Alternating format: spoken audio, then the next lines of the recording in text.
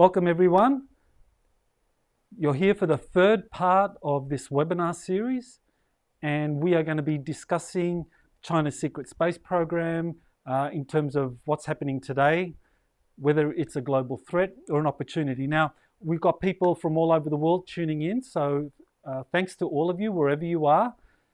We are here in Hawaii, broadcasting out of the Big Island on the Kailua side, and right now, as I speak, there is a big hurricane heading towards us, Hurricane Douglas. So if at any point we experience difficulties or I cut out, you know the hurricane got us. So I'm just decked out in my hurricane jacket here, and we will ride through this.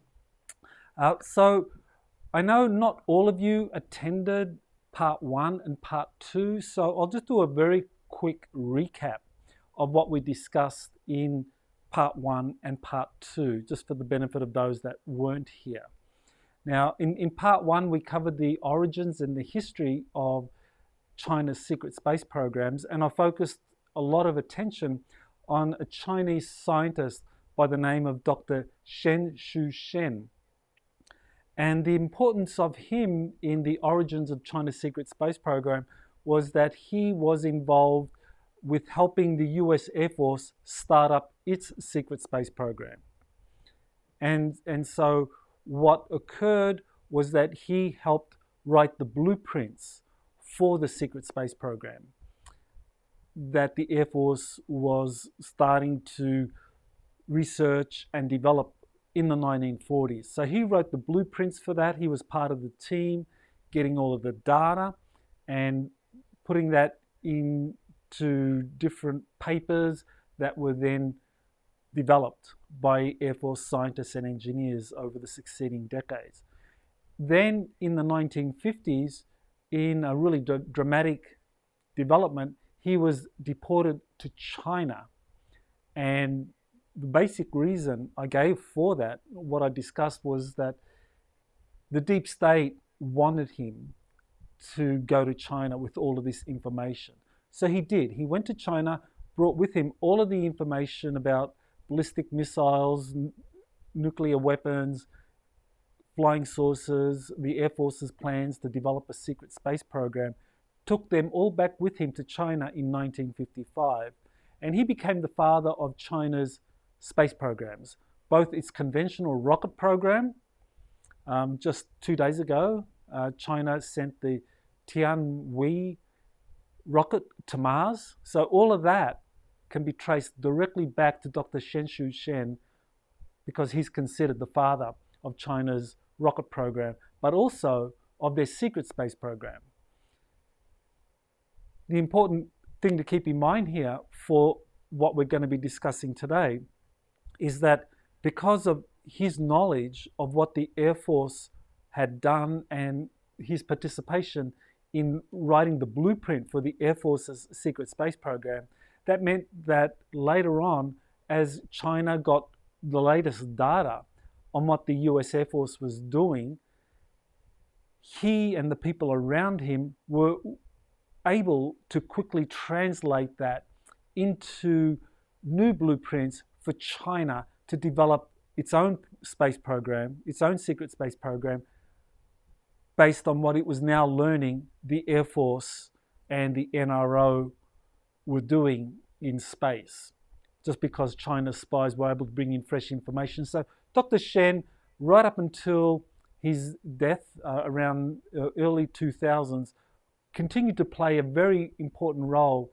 in China's secret space program and what it is today.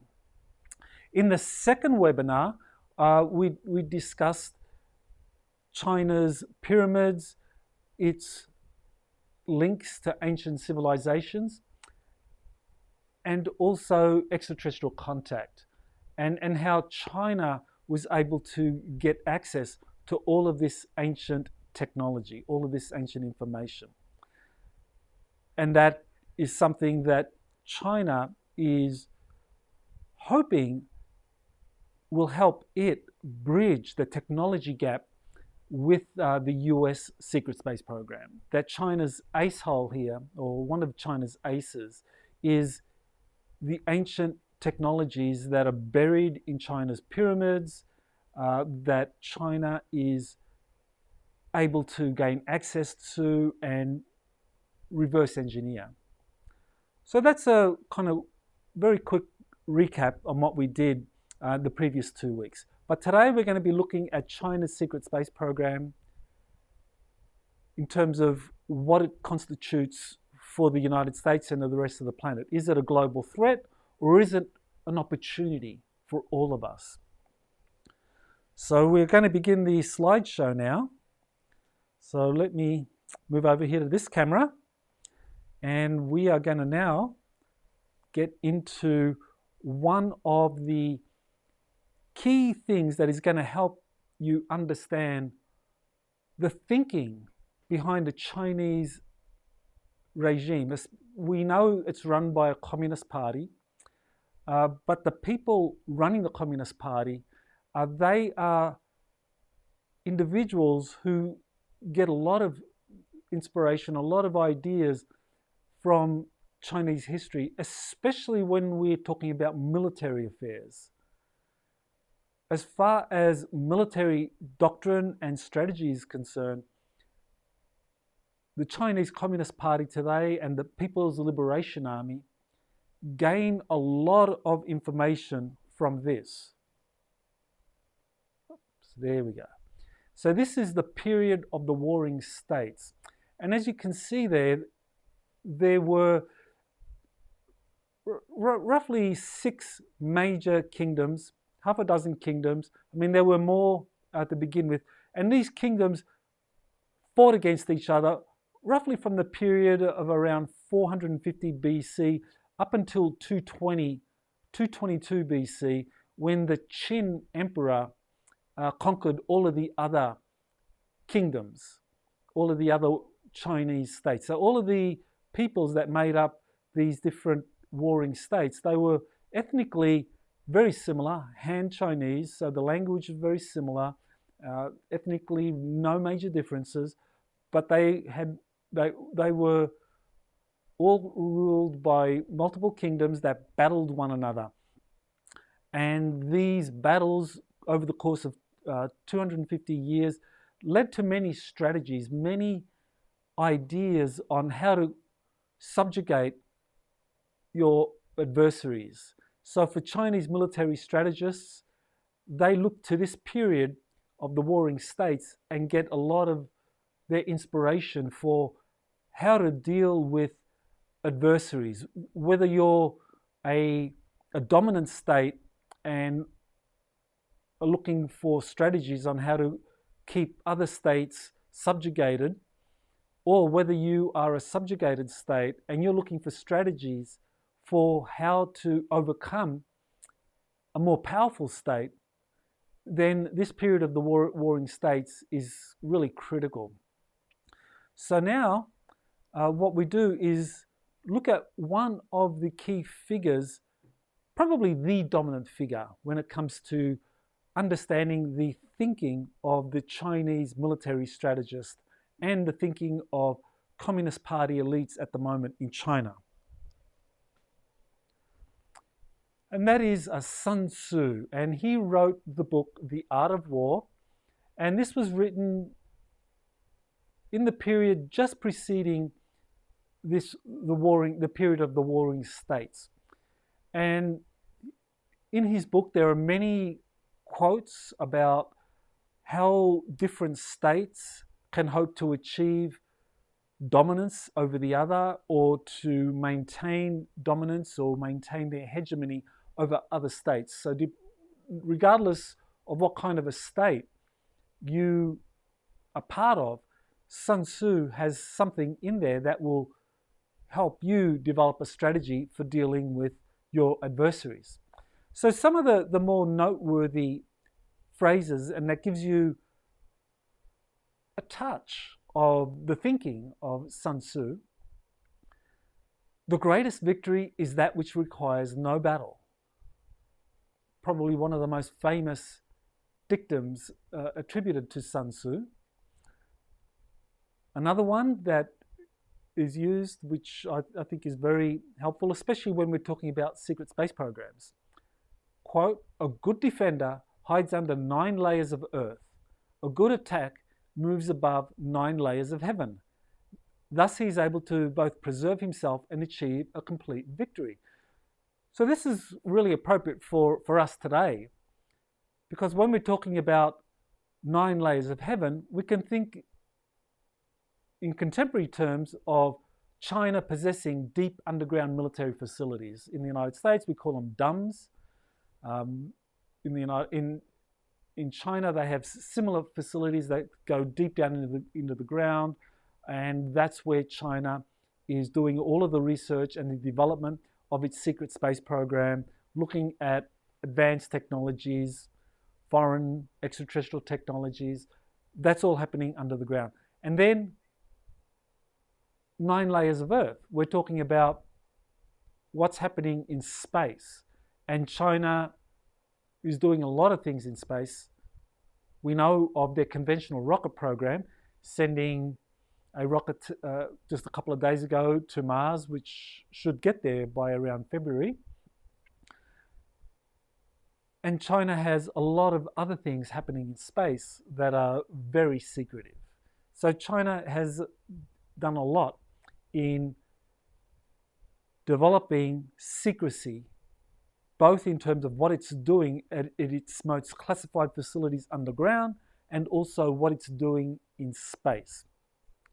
So for the Chinese military strategist, one of the ways in which they are approaching the present struggle with the US military is coming up with the appropriate strategy for how to deal with that. So overcoming a superior adversary. In Chinese folklore, an assassin's mace is a weapon used to overcome a more powerful adversary who has superior weapons. So if we're thinking in classical terms, if you have a mace, something that you hold in your right hand and you're going to club someone with the mace, but they've got a bow and arrow, and they've got arrows that can travel a long distance and hit you. They have superior technology. Or they have a pike or something that can be thrown at you from that's a superior technology when you compare it to a mace, which is really only effective in your hand, or maybe you can throw it a little distance, but maybe not nearly as far as, say, a spear, a pike, or certainly not as an arrow. So how do you, if you possess an inferior weapon, how do you overcome a superior, an adversary who has a superior weapon? Well, that's part of this strategy called assassin's mace. So it's a strategy where you know that your weapon systems are less developed than your adversary, but you come up with a strategy for how you can most effectively use these against the more powerful opponent. So in the case of the contemporary era, the United States, of course, has aircraft carriers, battle groups that the aircraft carriers travel in, which make them quite formidable. But for the Chinese, if they develop the right ballistic missile or a cruise missile, one missile could render an aircraft carrier obsolete. I mean, it could destroy it. So that's one way in which you could actually pursue a strategy of assassin's mace, where you know that you cannot match the United States in terms of building aircraft carriers or your own battle groups. But you build lots of these ballistic missiles or lots of these hypersonic cruise missiles that China and Russia have been developing and deploying recently. And with those, you use those against the US aircraft carrier battle group, and the battle group has no defense against that. So that's an example of assassin's mace. Similarly with the US military, because it is deployed all over the world and it uses GPS for targeting its potential adversaries, the US relies on its satellite grid. So if you can take down the US satellite grid, especially the military satellites up there, then you render the US military impotent. So that's really another example of how the Assassin's Mace strategy works. So what is it that the United States military strategy is attempting to do today? Well, the US has this very different strategy because it is the hegemon, it is the ruling power on the planet. So the United States has this full spectrum dominance strategy, where the idea is that the US can dominate any potential adversary in any conceivable situation using its own resources or in combination with its partners. And that ranges the full spectrum of potential military situations.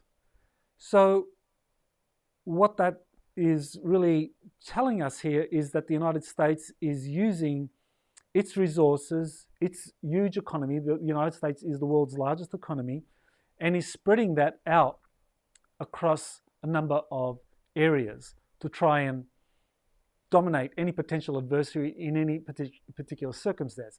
Now, the Chinese military look at this and say, okay, we cannot hope to match the United States in all of these areas. So our strategy is going to be an asymmetric one, and we are going to pursue the Assassin's Mace strategy, which is, well, the Achilles heel of the US military, which practices full spectrum dominance, is space. Because the US military, of course, is dependent on the GPS system for targeting potential adversaries. And if you take down the US military's satellite system, then you have a way of defeating the United States. So this is the Achilles heel.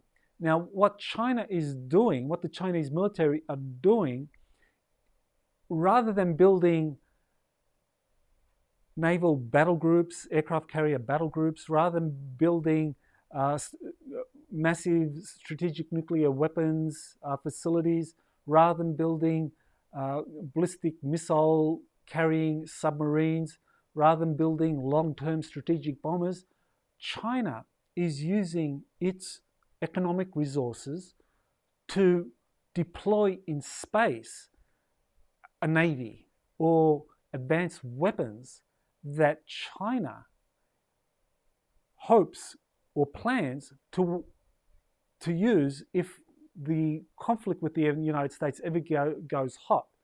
China will use its advantage in weapons that it has been deploying in space over the last 20 years against the United States, because space for the Chinese is the strategic high ground.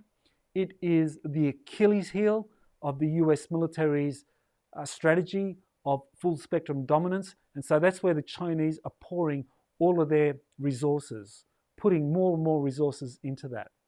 So how can China do this?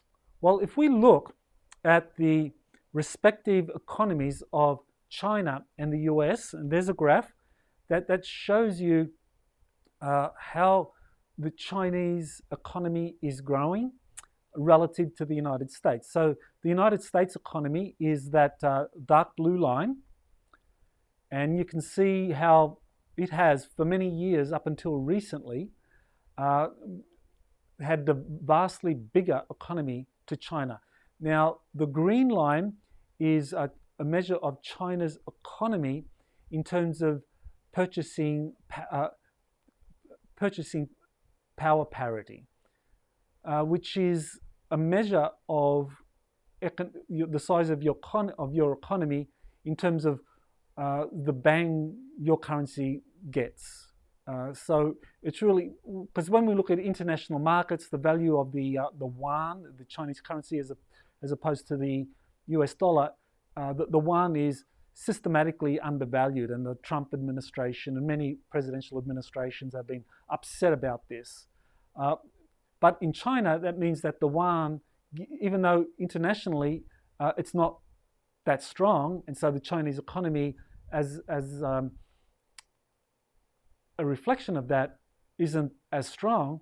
In China, your yuan is used to pay your soldiers, it's used to pay your scientists, it's used to pay your corporations to build all of the hardware. So the yuan goes a lot further in China than it does internationally. So that means when you look at China's economy in terms of its PPP, purchasing power parity, as opposed to the absolute value of the Chinese yuan, which is the red line, China's economy has already overtaken the US economy in terms of PPP. But if you use it if you're using as a measure of growth just the value of the currency, China's economy is rapidly catching up, but is still behind the United States. And estimates are that by the year 2030, China's economy in absolute currency terms will have caught up to the United States.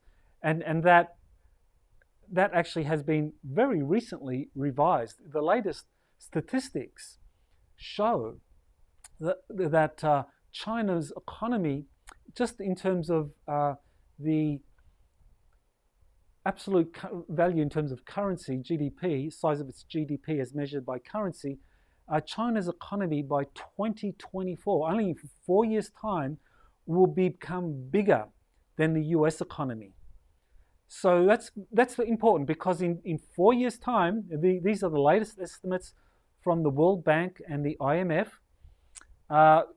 China, in terms of its GDP, in terms of currency valuations, will overpass the United States. In terms of PPP, it overpassed the United States around 2016, 2017. So by 2024, China's economy, in both ways you measure economic growth, will be bigger than the United States. Now, why is this important? I mean, it's clear that this is going to have an important impact in terms of the respective military spending of China and the United States. And just notice by 2024, India's economy will become the world's third largest as well, and that's quite significant as well. So let's look at military spending. So let me move over to this camera again. So here's a comparison of China and the US military expenditure using PPP. And that's a more accurate estimate or comparison of their expenditures. Because at the end of the day, when you're paying Chinese soldiers or paying Chinese corporations for the tanks or the aircraft or the spacecraft that they're building, you're paying them in yuan. You're not paying them in dollars. Of course, for the US military, everything's done in dollars. So in comparing the US and China's military expenditures, we really need to consider that in terms of PPP, China's military, you can see from that graph, from 2003 was really just barely 20% of the US militaries. Now, by 2018, these estimates are based on 2018 figures, it's about 80% of China, so of the US military. So we can see where things are heading. Now, the thing is, keep in mind that the US military is spending its vast budget, it's roughly $800 billion a year now, it's spending that on maintaining full spectrum dominance. You know, building the aircraft carriers, building ballistic missile equipped submarines, new bombers, new fighters. It's continuing that because the strategy is to be able to deal with any threat in any military theater at any time around the world. Whereas China understands its big threat is its main threat. I mean, China has also regional threats, but its major threat is the United States. It understands that, and it's pursuing a strategy of the assassin's mace, this asymmetric strategy. So it's pouring a lot of its military spending into a secret space program.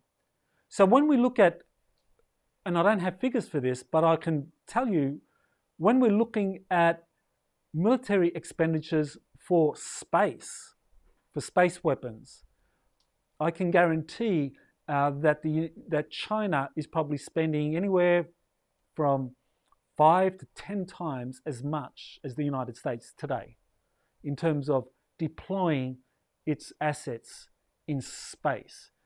And so this has scared a lot of people in the US military who are paying attention. They know what's going on, that they've seen this happening. And you can go to any military school, any military academy in the United States, and they'll look at these figures and say, absolutely, this is what's going on. And if you were China, you would do the same thing. You would focus on what is the US's Achilles heel? Space.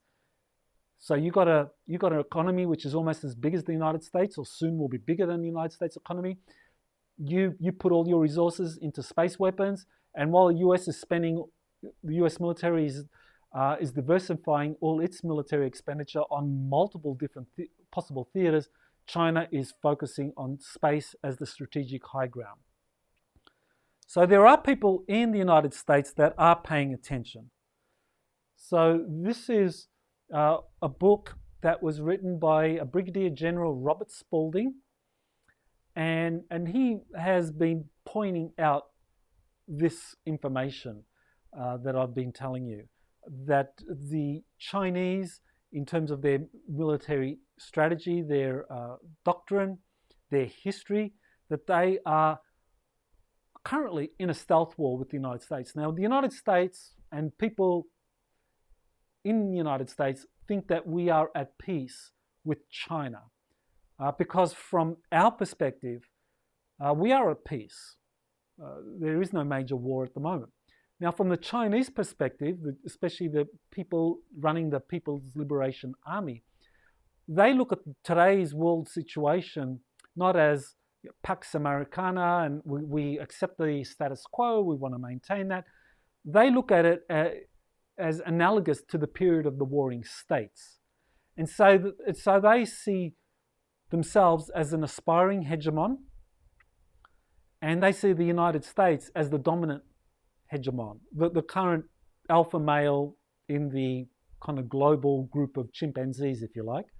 And so the Chinese military strategists, they have their strategy, they have their club ready to hit the American monkey when it's not ready.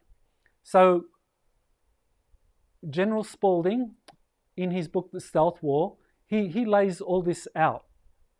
He lays out exactly what the Chinese have been doing to develop their military infrastructure, develop their assassin's mace strategy, how they can most effectively deal with this full spectrum dominance approach of the United States.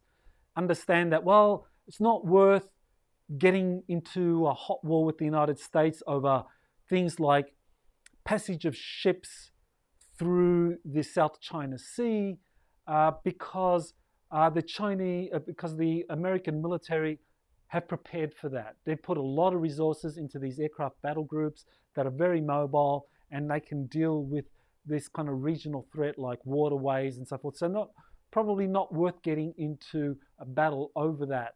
But just keep developing your military assets, especially for those areas that are most advantageous in the long term, which is space. And then when you're ready, you deploy those. So that's the thinking. And in the meantime, the idea is that you use every tool at your disposal to be able to steal or acquire through kind of unfair trading practices, extortion, whatever it is, that you take whatever technology that the United States has developed and you secretly develop that in your own facilities, your own secret facilities, 9 layers under the earth or 9 layers above the heavens, as Sun Tzu says, all done secretly, so that the US military and the rest of the planet doesn't know what you're doing. Now, there's another book that I highly recommend for anyone wanting to understand exactly what is going on in China, and that is the 100-Year Marathon. It's by a scholar, Michael Pillsbury, who has done a lot of work on identifying the strategy that the Chinese political elite have put in place to become the world's dominant power by 2049. So for the Chinese Communist Party, they consider the beginning of this 100-year marathon as 1949, when they came to power. The Communist Revolution happened then. And by the 100th year anniversary, their plan is to become the world's dominant power. So that's the long-term plan. And so Michael Pillsbury lays it out in the book. Many similar ideas to what I've already described. But the important thing is that he is a senior advisor to the Trump administration. So there you have President Trump holding up his book, holding up Pillsbury's book, The 100-Year Marathon. So this is why Trump has gotten very, very tough on China, because he's being advised by China's specialists, military strategists, that China is building up a space navy, developing its resources in outer space so that it could overcome the US's full spectrum dominance over all areas of the Earth, but the US's deployment of hardware and resources in space is very small compared to what it spends around the world, and that the Chinese know this, and so they've identified space as the Achilles heel. So this is why Trump has been doing things like getting behind Space Force, setting that up, and trying to get funding, a lot of funding for Space Force, because this is what people in the US military or China experts like Pillsbury are advising him. Say, we really have to beef up our presence in space. We really need to devote a lot more resources, and that's why Space Force is so important. And that's why one of the things that I find very interesting is that Space Force apparently has become an election issue for 2020. There are those that say that the Democratic frontrunner for the election should make, as a policy platform, the abolition should make the abolishment of Space Force a key plank and defund the US military. Now, you can be wherever you want to be on that issue, but in terms of what I've been describing, for US military strategists, that would be almost like surrender to China. If you did away with Space Force, if you cut the US budget overall, military budget, that would be more or less surrendering to China in advance. So in a way, remember how to win, like one of Sun Tzu's dictums was how to win a war without firing a shot. That would be one way to do it. If the US military suddenly realized that we cannot stay up with what China is doing in space. Now, the ironic thing here is that the exact same thing happened to the Soviet Union in 1991 or end of the 1980s. The Soviet Union reached the same understanding that they could not match what the United States was doing in space. And so that's why the Soviet Union took the policies it did. Glasnost, perestroika, and eventually the collapse of the Soviet Union. And 15 republics emerging out of the one unified Soviet Union. The same thing is now confronting the United States, and a decision is being made. Does people at the pinnacle of policymaking in the United States are making the decision? Do we try to keep up with China, or keep up our technological edge, which means pouring in a lot of resources into space, setting up Space Force and expanding it significantly? Or should we just do what some people are saying, which is cut funding to the Pentagon and eliminate Space Force? And if we do that, we are going to basically follow the Soviet Union and just acquiesce to a new world order dominated by China. I mean, that's really the strategy, or those are the choices here. And that in this election is a very important one, because that kind of choice is going to be reflected, or whatever the outcome is, that choice will be very important for whoever emerges victorious in the United States. So let's look at, where is China hiding its space weapons? Of course, some of them are in space, but some are underground. So where is that happening? So I want to show you a map of China. So China has a lot of land-based space weapons that are hidden in remote provinces. And the ones that I just want to draw attention to on the map here is Xinjiang. That's the far western province that you can see there. On the far west, it's in the brown. That's where the Uyghur Muslim minority live. So there are facilities hidden underground there. There is also Gansu province that's right next to it, which is also a fairly remote province. That's where China's conventional space program was set up under Dr. Shen in the 1960s. That's where they set up their testing facilities and launched their rockets out of Gansu province. And that's where China's oldest spaceport is. The Zhuquan Space Center is located in Gansu province. So that space center directly dates to the rocket launch facility established by Dr. Shen back in the late 1950s, early 1960s in China. Inner Mongolia, also a place where they have a lot of underground facilities. And Sichuan, that's in the brown, that's another province.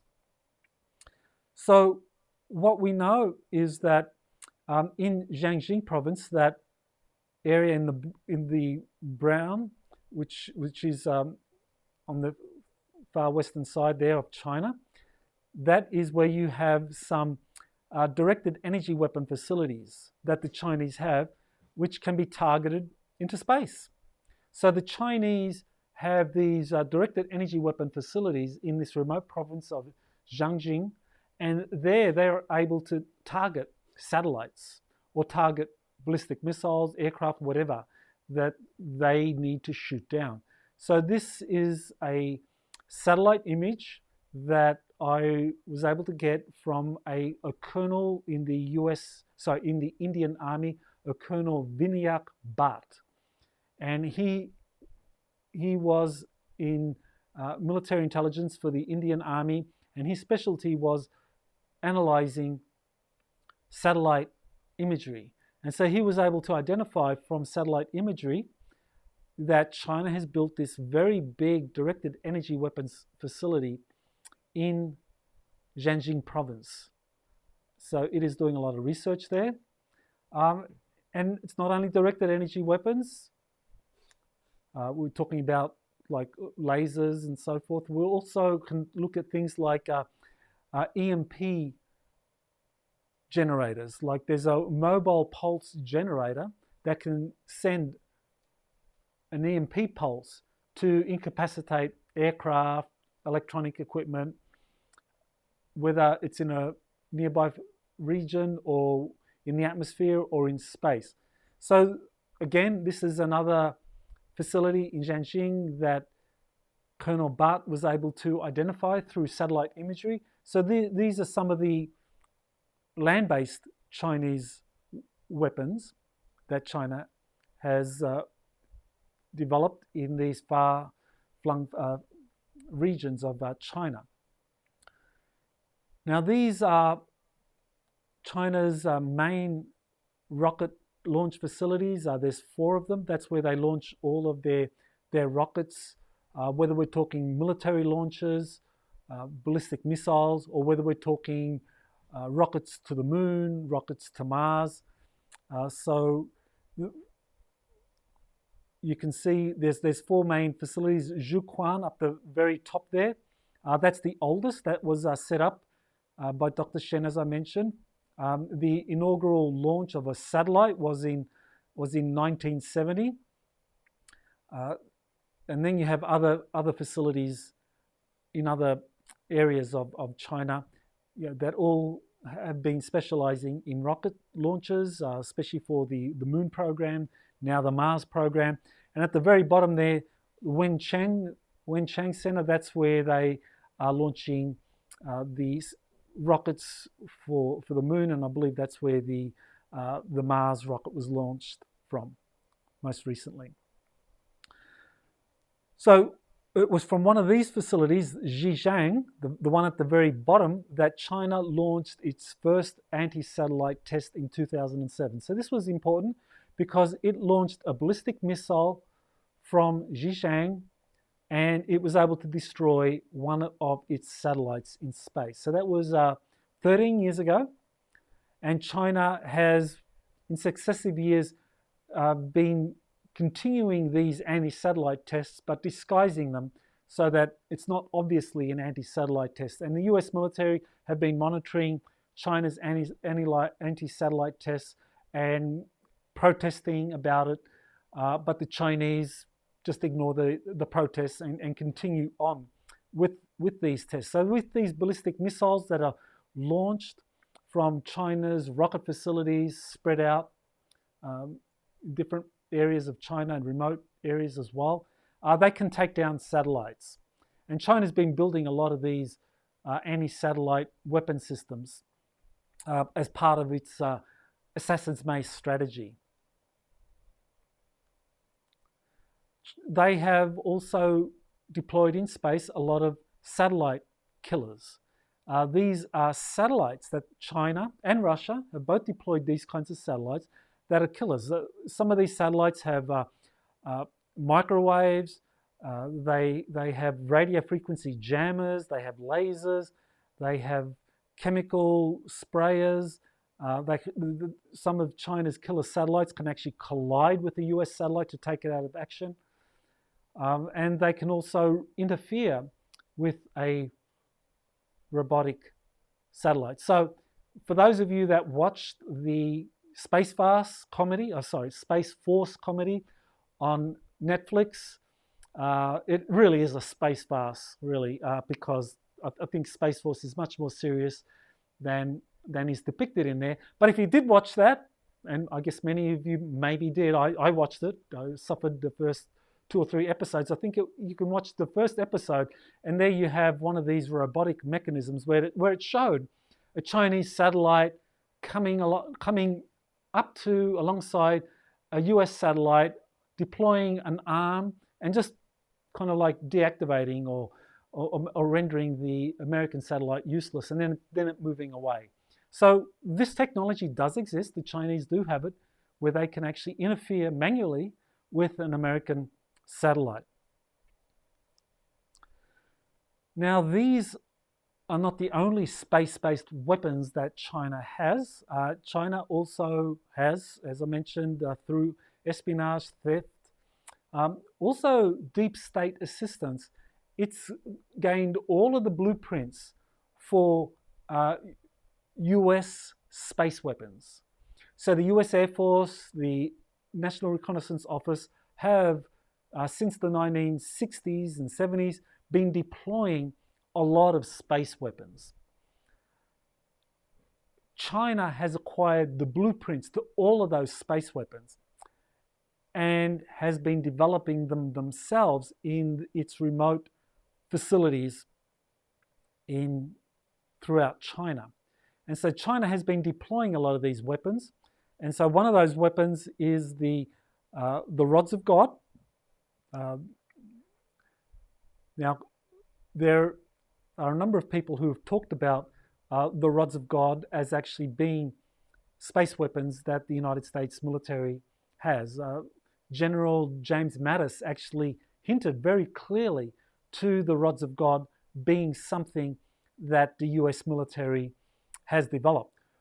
Well, China got the blueprints for that. And as I've been saying, China's scientists, through the advice of people like Dr. Shen, who was an expert in understanding, or because he actually wrote the first blueprints for the US Air Force for how to set up a secret space program, China has developed a lot of expertise in how to do this, how to be able to reverse engineer technologies stolen or gained in some way through theft, espionage, or deep state assistance.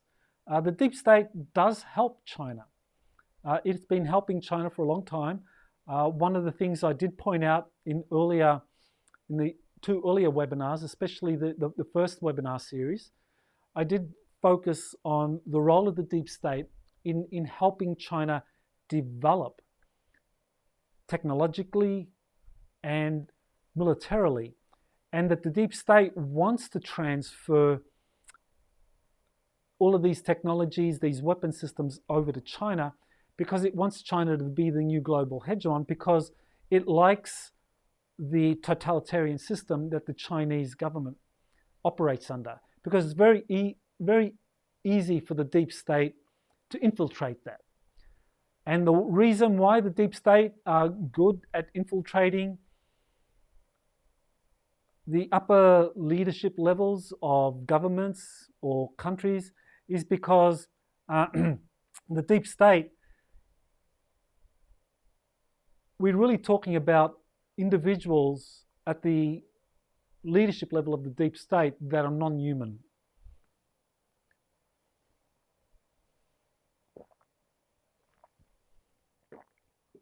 Or at the very least, work very closely with non-human entities, deploying advanced extraterrestrial technologies, time travel technologies, shape-shifting technologies, mind control technologies, to be able to infiltrate governments or militaries. So that's why the deep state is really behind China at the moment, because China's current political system, a totalitarian communist system, is ideal for the deep state because power is concentrated in the hands of a few individuals. And if you're able to infiltrate, which they can do, cloning is another technology that's been developed. I mean, this is something that's been going on for 70 years now. Sorry, since the 1970s, cloning technology has been developed and has been used.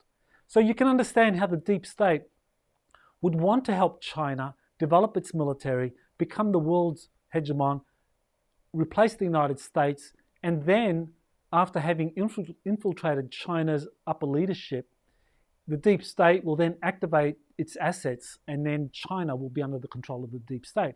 Because unlike the United States, where power is decentralized and diffused by many different entities, with Congress, the executive branch of the presidency, the judiciary, and then you have different states with their own constitutions and their own respective power bases, and the local county level.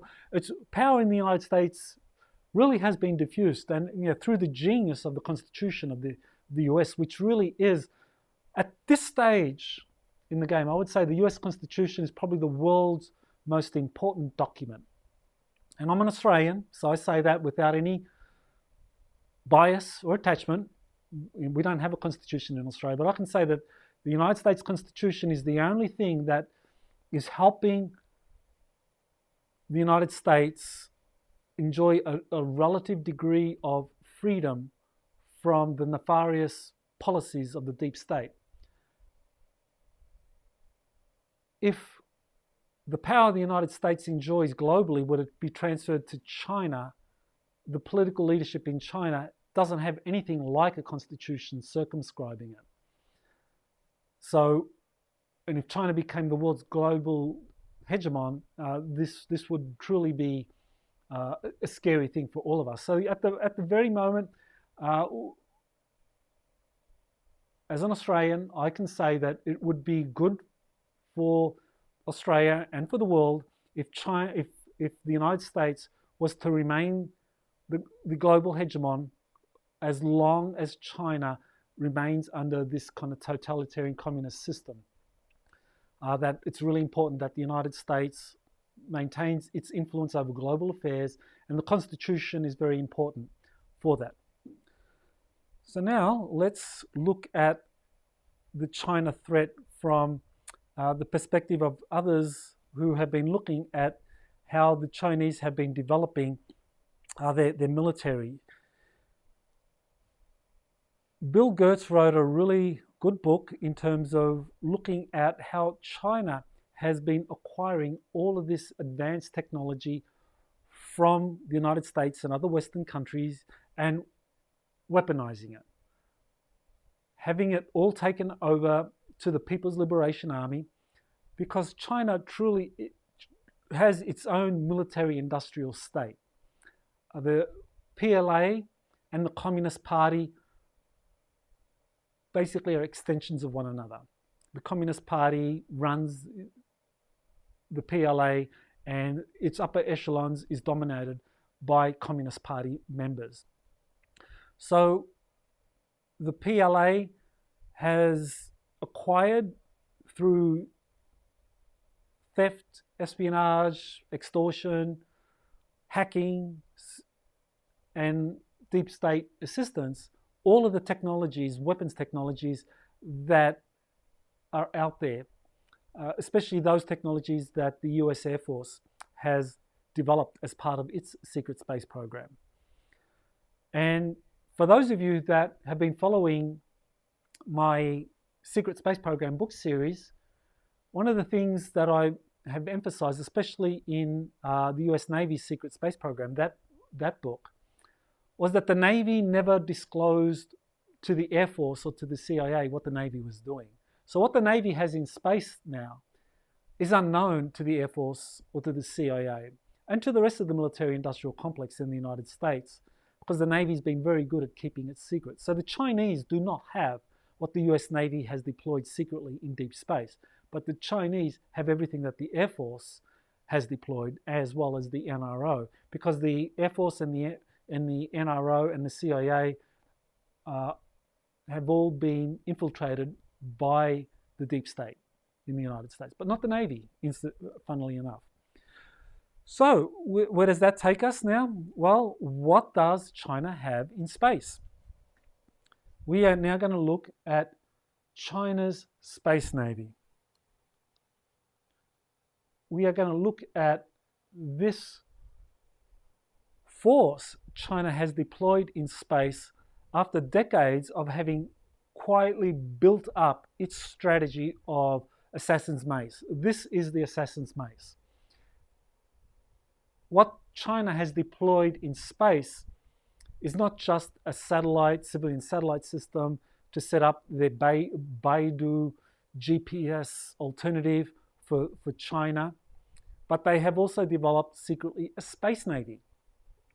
And this space navy is growing very, very rapidly. For every year that the US, currently, as I showed you from the military expenditures earlier, China is spending much more in terms of military expenditures for space weapons than the United States, which is why Space Force was set up. So at the moment, China is developing a space navy, and at some point it will exceed what the US has developed since the 70s. Of course, because the US Air Force, NRO, have been developing and deploying space assets since the 1960s and 70s, they got a big, big lead over China. But China's catching up. China has been able to develop its own newer space weapons, its newer spacecraft that have been weaponized, and are deploying these more and more. And because China's economy has now almost matched the United States economy, it is churning out more and more space assets, so that I think well before 2030, China will have a qualitative edge over what the US has deployed in near-Earth orbit by the Air Force, by the NRO, and by Space Force, unless things change between now and then. As for the US Navy, that's another story. But nevertheless, right now, China has a significant presence in space. Now, we know this because this is something that people that come from the Air Force who are familiar with space affairs and what the Air Force has developed, they have commented on this. There is Lieutenant General Stephen Quast, US Air Force retired, and he said in an interview, quote, "China is our competition. Russia is our competition. They see the power of the economy of space, and they are rushing to that future.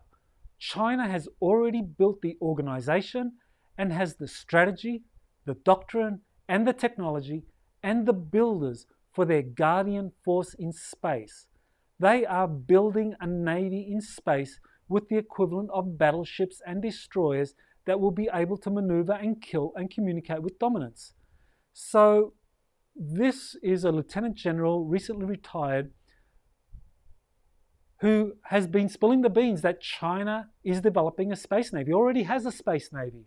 And if we in the United States do not take action soon, China will control space and therefore will control the planet. Will the United States go the way of the Soviet Union during the Cold War, the end of the Soviet Union, or will the United States do something about it, which is why people like General Quast want Space Force to be set up and deployed and supported and expanded as quickly as possible, and why Trump is behind this. So China has a space navy. We know that from things like, from people like General Quast, what he's been telling us. There are other sources as well that tell us China has a space navy, or China has developed electromagnetically propelled spacecraft. Now, some of you have probably heard, or many of you have probably heard of this set of patents that were granted to a Navy scientist by the name of Salvador Cesar Paez. And those patents were granted in 2018, 2019. And one of the patents dealt with a hybrid underwater aerospace craft, a craft that could travel underwater at 500 miles per hour, or travel into space at around 20,000 miles an hour. I think it was 40,000 kilometers per hour, 26,000 miles per hour, which is the Earth's escape velocity. So this is a patent that was released and granted to the Navy so that these hybrid aerospace underwater craft could be built by the Navy. But the interesting thing is that initially the patent examiner declined granting the patent to Dr. Paez. And so there had to be an intervention by the Navy in support of that patent. And so what you have is a quote here by Dr. James Shee, Chief Technology Officer of the Naval Enterprise Institute. And he said, in support of the patent that Dr. Paez had applied for and that had been declined by the Patents Office, he said in an appeal to have that patent granted, he said, quote, "Based on these initial findings, I would assert this will become a reality. China is already investing significantly in this area, and I would prefer we hold the patent as opposed to paying forever more to use this revolutionary technology," end quote. So there he's telling the patent examiners that they need to grant this patent because China is already developing this technology. In other words, China has stolen the technology from us, and if we don't grant the patent to Dr. Paez and to the Navy, we're going to be paying royalties to China for technologies they stole secretly from classified military facilities. How's that? I mean, that's the irony here.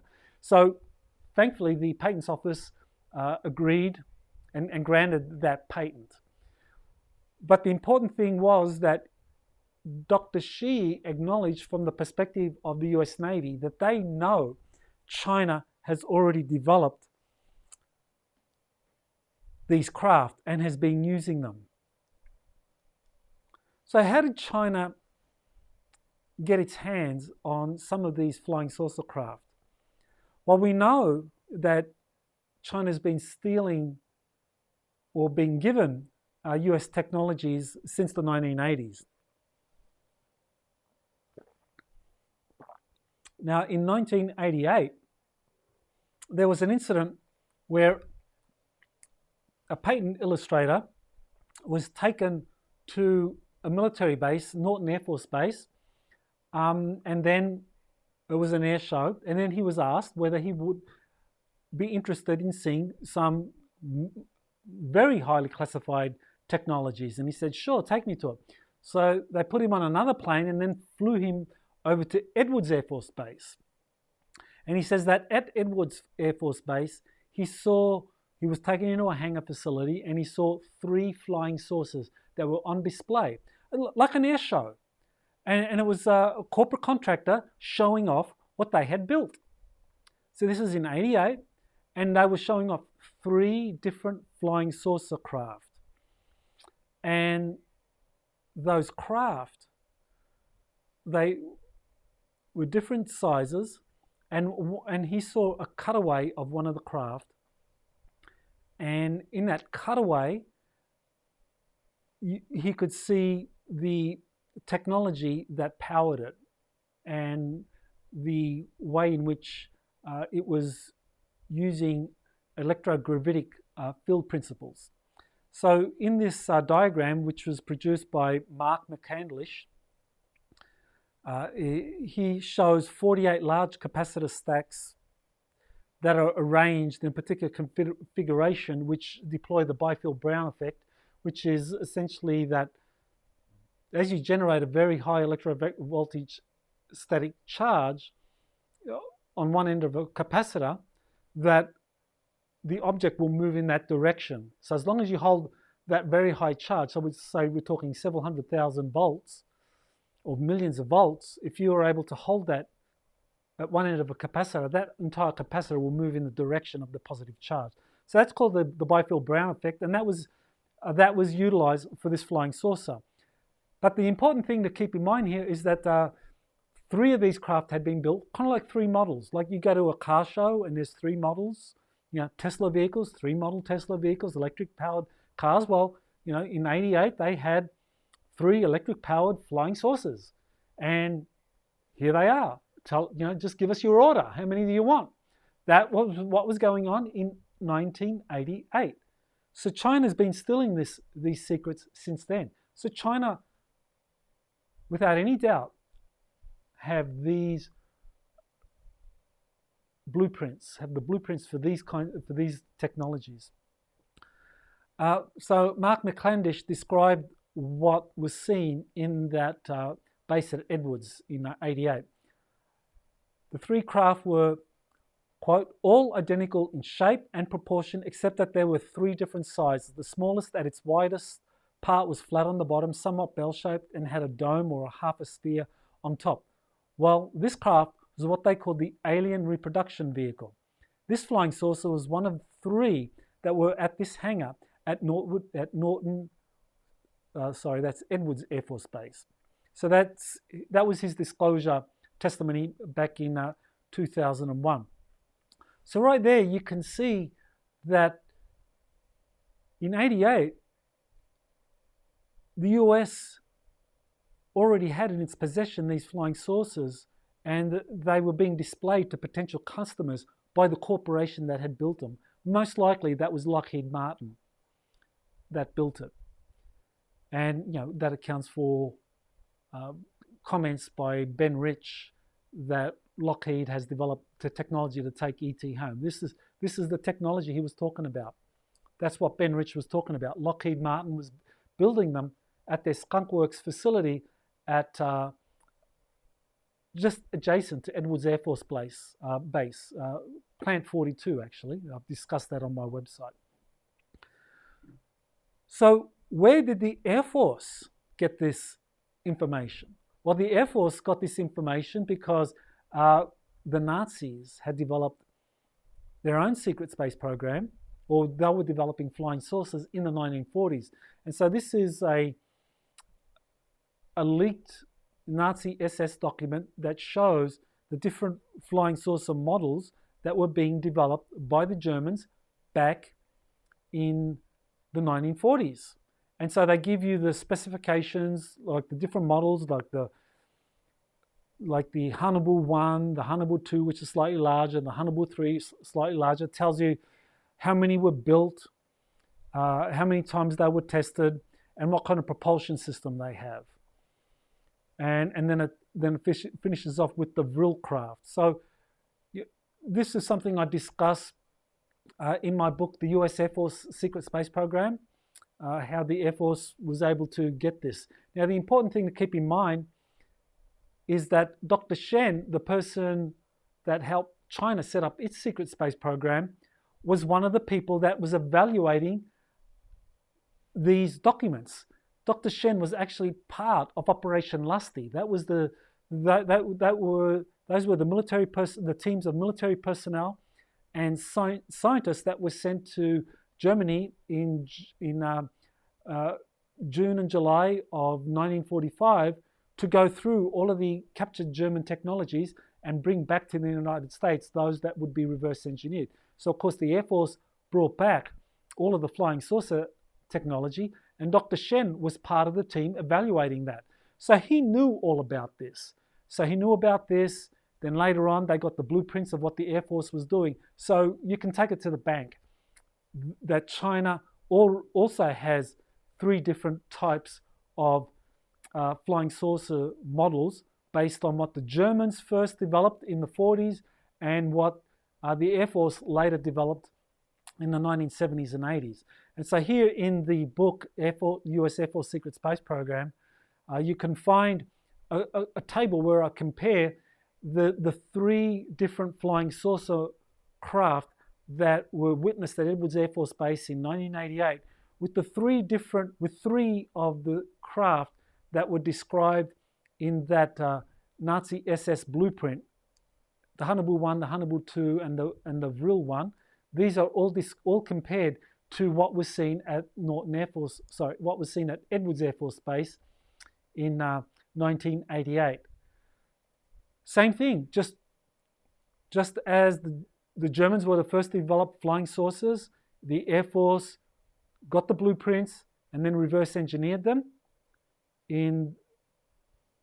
beginning in the 40s and then deploying them in the reverse engineering them in the 60s and building them in the 70s. China did the same thing decades later. So here's China's white shark flying saucer. This is something that made a lot of headlines when Chinese newspapers began to show this flying saucer that the Chinese Air Force was working on. So they revealed this, and it shows how how this would deploy weapons, the propulsion system for this craft, where the pilots would sit and so forth. So this is the China White Shark Flying Saucer Project. Well, why did the Chinese do this? Why did the PLA authorize a story showing its flying saucer craft that is jet propelled? Why did they do that? Well, this is part of a disinformation program. So that as China continues to build and deploy its own fleets of flying saucers out of Gansu province and Zhenjiang and other remote areas where they're developing and building these and start deploying these into space as squadrons, and people start to see these craft, the Chinese authorities will say, oh, well, this is just one of the great white sharks that you saw up there. Kind of no big deal. It's just being flight tested, go back to sleep. So this is a very effective disinformation tool. The US Navy did the same thing in the 1950s. And so the Chinese are following that. And the principle is that as you build these craft in secret facilities, as you fly them, because everyone has phones and cameras, people are going to take photographs. So you need to have some convenient cover story to explain away what people are seeing. And it's like, well, this great white shark is the cover story for the deployment of China's space navy. So where are the craft being built? They're being built in remote areas such as China's Area 51, which is the Dingjing Test and Training Facility. There's a good story from the drive, and it describes this massive facility that China has developed out there in Gansu province, right next to where Dr. Shen first established the initial rocket facilities, because the Chinese military worked closely with the scientific team that Dr. Shen had headed up. That they built this massive facility right there, and it is China's Nellis Air Force Base, or China's Area 51. It is where China is secretly developing its craft and deploying them out of underground facilities. Earlier on, I talked about the dictum from Sun Tzu that you use 9 layers of earth and 9 layers of heaven. Well, underneath this particular base, Dingjin, you've got the 9 layers of earth where they have all of the research and development facilities for building these craft and deploying them. So very important. So China is going full bore down this track of developing these technologies secretly in its facilities and deploying them, such as this area here. One of the things that China is also weaponizing is artificial intelligence. And China is doing this because it believes that this will be an important tool for its asymmetric strategy of assassin's maze. How to overcome the US military's full spectrum dominance while you use artificial intelligence. And so China is weaponizing AI for space warfare. It's building the spacecraft, secretly deploying them in space.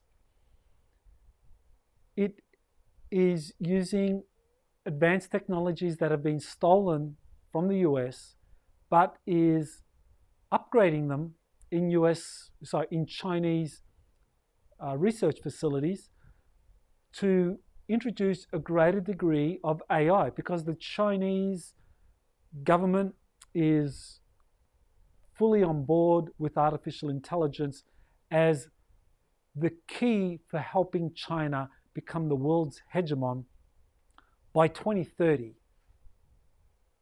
at the least. Or by 2049 is the long-term goal. By 2030 is when China's AI research and development will be far superior to anything happening in Silicon Valley. There's a really good book by Kai-Fu Lee. No, he's not related to Bruce Lee, but he uses AI rather than Kung Fu moves. So Kai-Fu Lee is a big exponent of AI, and he lays out everything China is doing today to promote the research and development of AI. And he lays out a very clear understanding of how China, by using AI for things like facial recognition, voice recognition, for its conducting its commerce industry, that China is deploying this throughout its economy, that China enjoys a significant advantage over Silicon Valley in research and development in AI, so that by the year 2030, China will be the clear dominant power when it comes to AI. and US will be lagging behind China. But today, at this very moment, the United States, or Silicon Valley in particular, is the leader when it comes to AI research and development. But China's catching up very rapidly. So China is using AI, developing it, and the Chinese state is planning to weaponize it for its Assassin's Mace strategy. China is also weaponizing 5G. It is using 5G, this system where the gigahertz brand of the electromagnetic system is used for telecommunications, but China is using that as is rolling out its Internet of Things, where we are the things. Each one of us, wherever you are in the world, if 5G becomes is deployed and weaponized, every one of us participating in this webinar, wherever you are, you will be part of this Internet of Things that is being planned.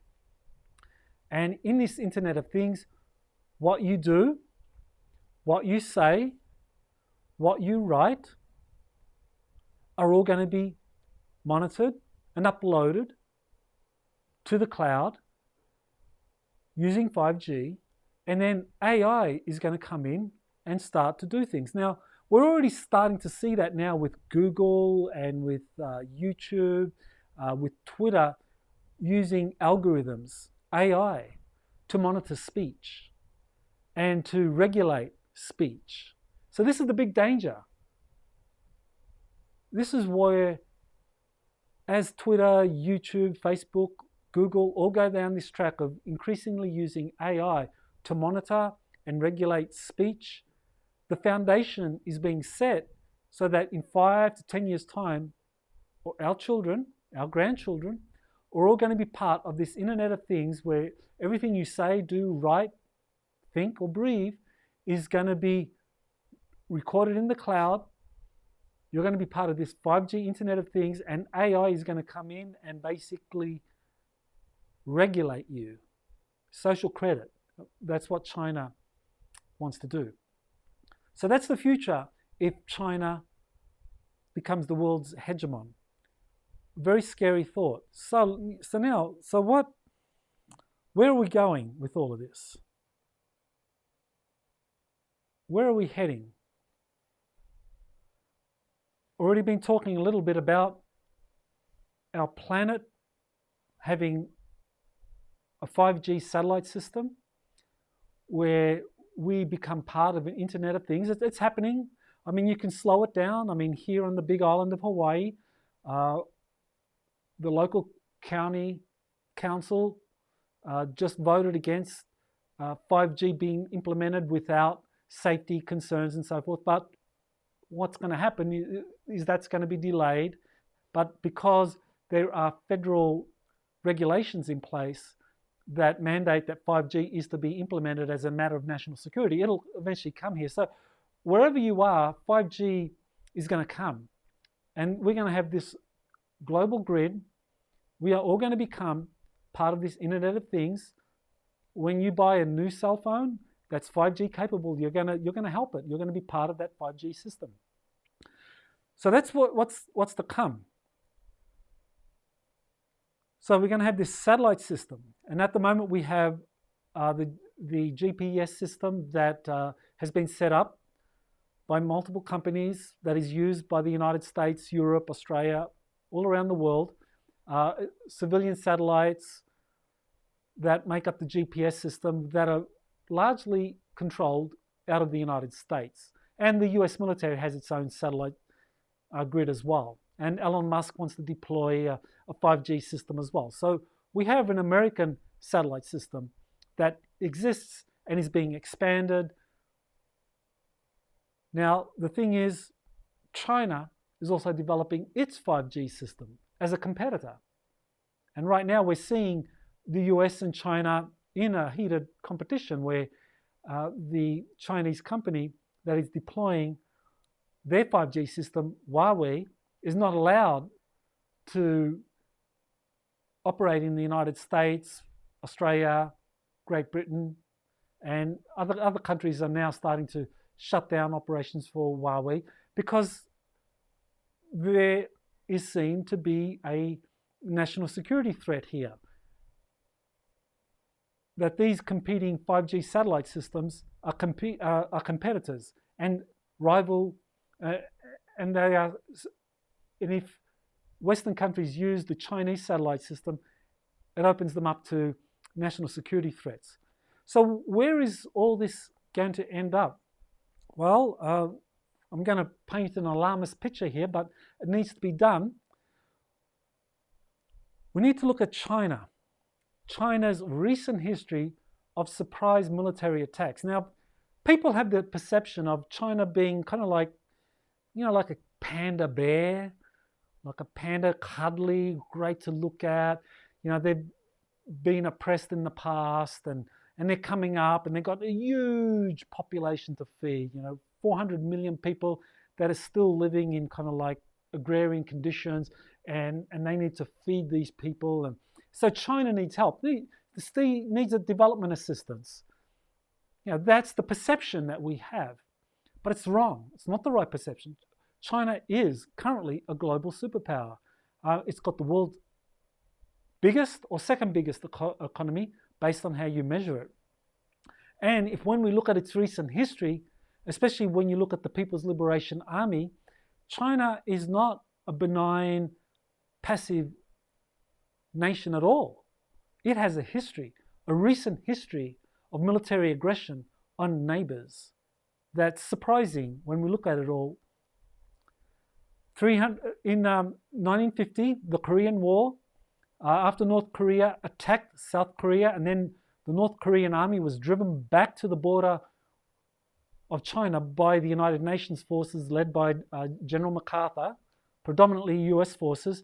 Then there were China invaded North Korea and fought directly against US forces. So it was a direct military confrontation between the US military and the People Liberations Army in 1950. Actually, there were 300,000 Chinese came in across the border and fought the US military and forced them back. So China, to all intents and purposes, in 1950 attacked the US military that, from the Chinese perspective, was unwelcome in North Korea. And that was a surprise attack. No one expected it. No one in the US military thought that China would dare do this. The US had nuclear weapons. China didn't have any. But nevertheless, China did it. The surprise element. The Chinese military, the PLA, operated through that element of surprise. Then again, in 1962, China launched another surprise attack. The People Liberations Army, this time, they were in disputes with India over border, but India was led by the Nehru family, Jawaharlal Nehru. Sorry, I butchered the name there.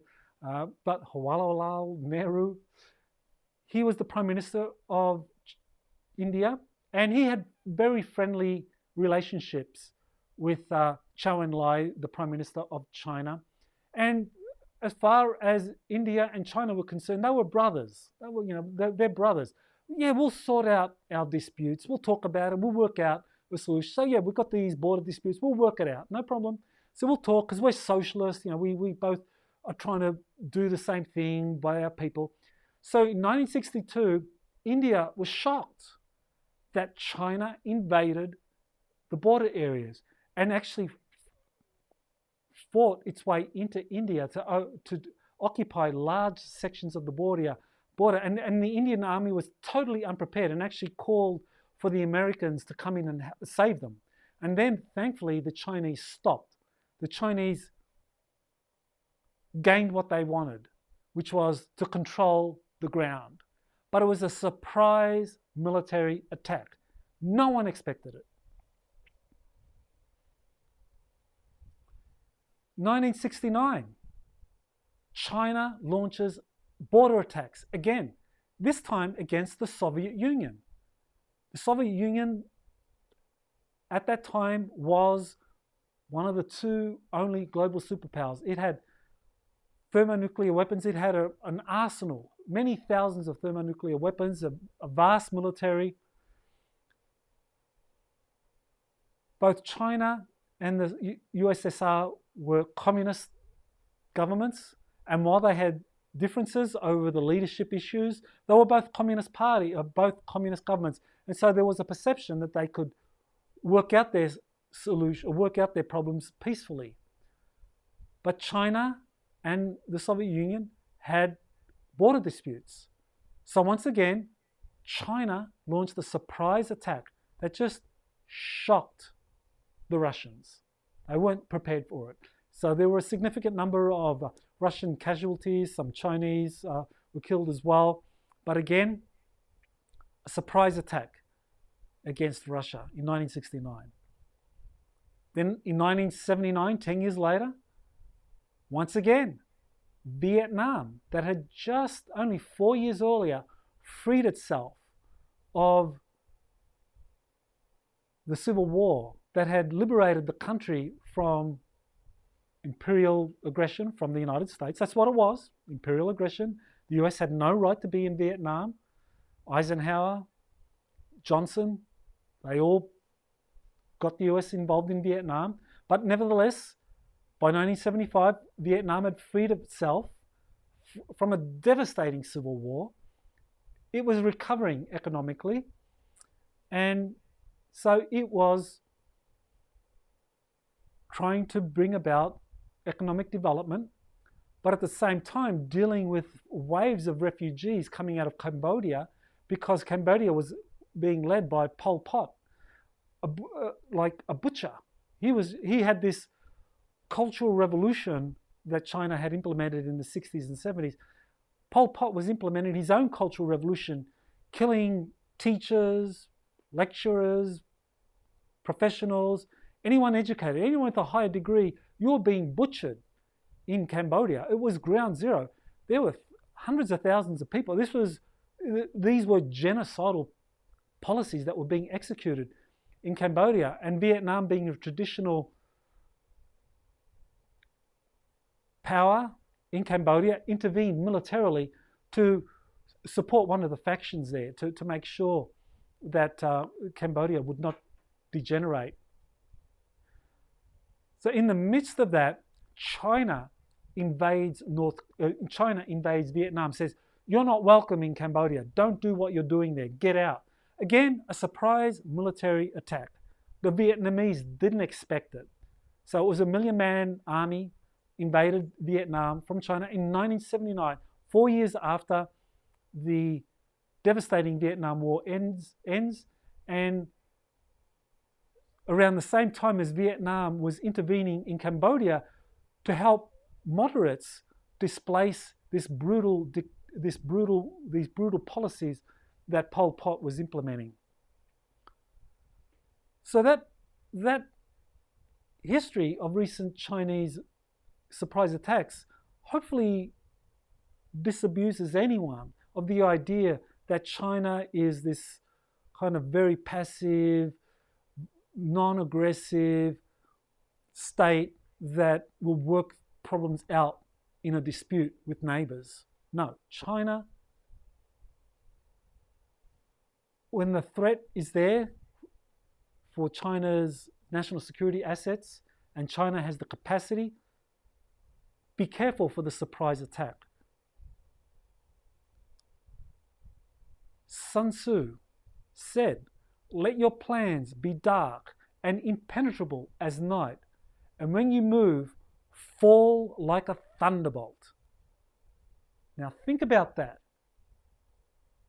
That principle is one that Chinese military strategists and Communist Party leaders all accept.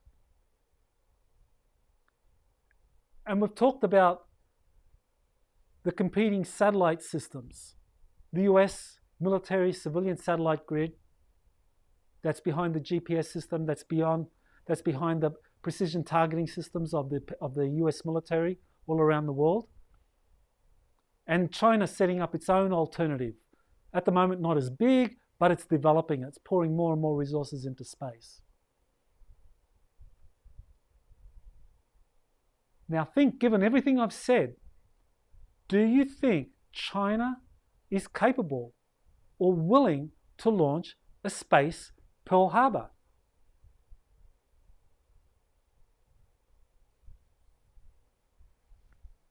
Just think about that. Is China willing already to launch a space Pearl Harbor? Now, the old adage is those that ignore history are bound to repeat it. We had a history in the mid-1930s where relations between the dominant powers at the time, the United Kingdom, an imperial power, the global hegemon, and Imperial Germany, or not Imperial Germany, Nazi Germany. Nazi Germany that was now fast becoming a global power again. And so you had talks, you had appeasement. And the appeasement was something that actually facilitated Nazi Germany's aggression. Here, Neville Chamberlain, the Prime Minister of England, the United Kingdom, basically gave Czechoslovakia over to Nazi Germany and acquiesced to Hitler's demands in other key areas, thinking that this would promote peace. It didn't. It had the opposite. Hitler took those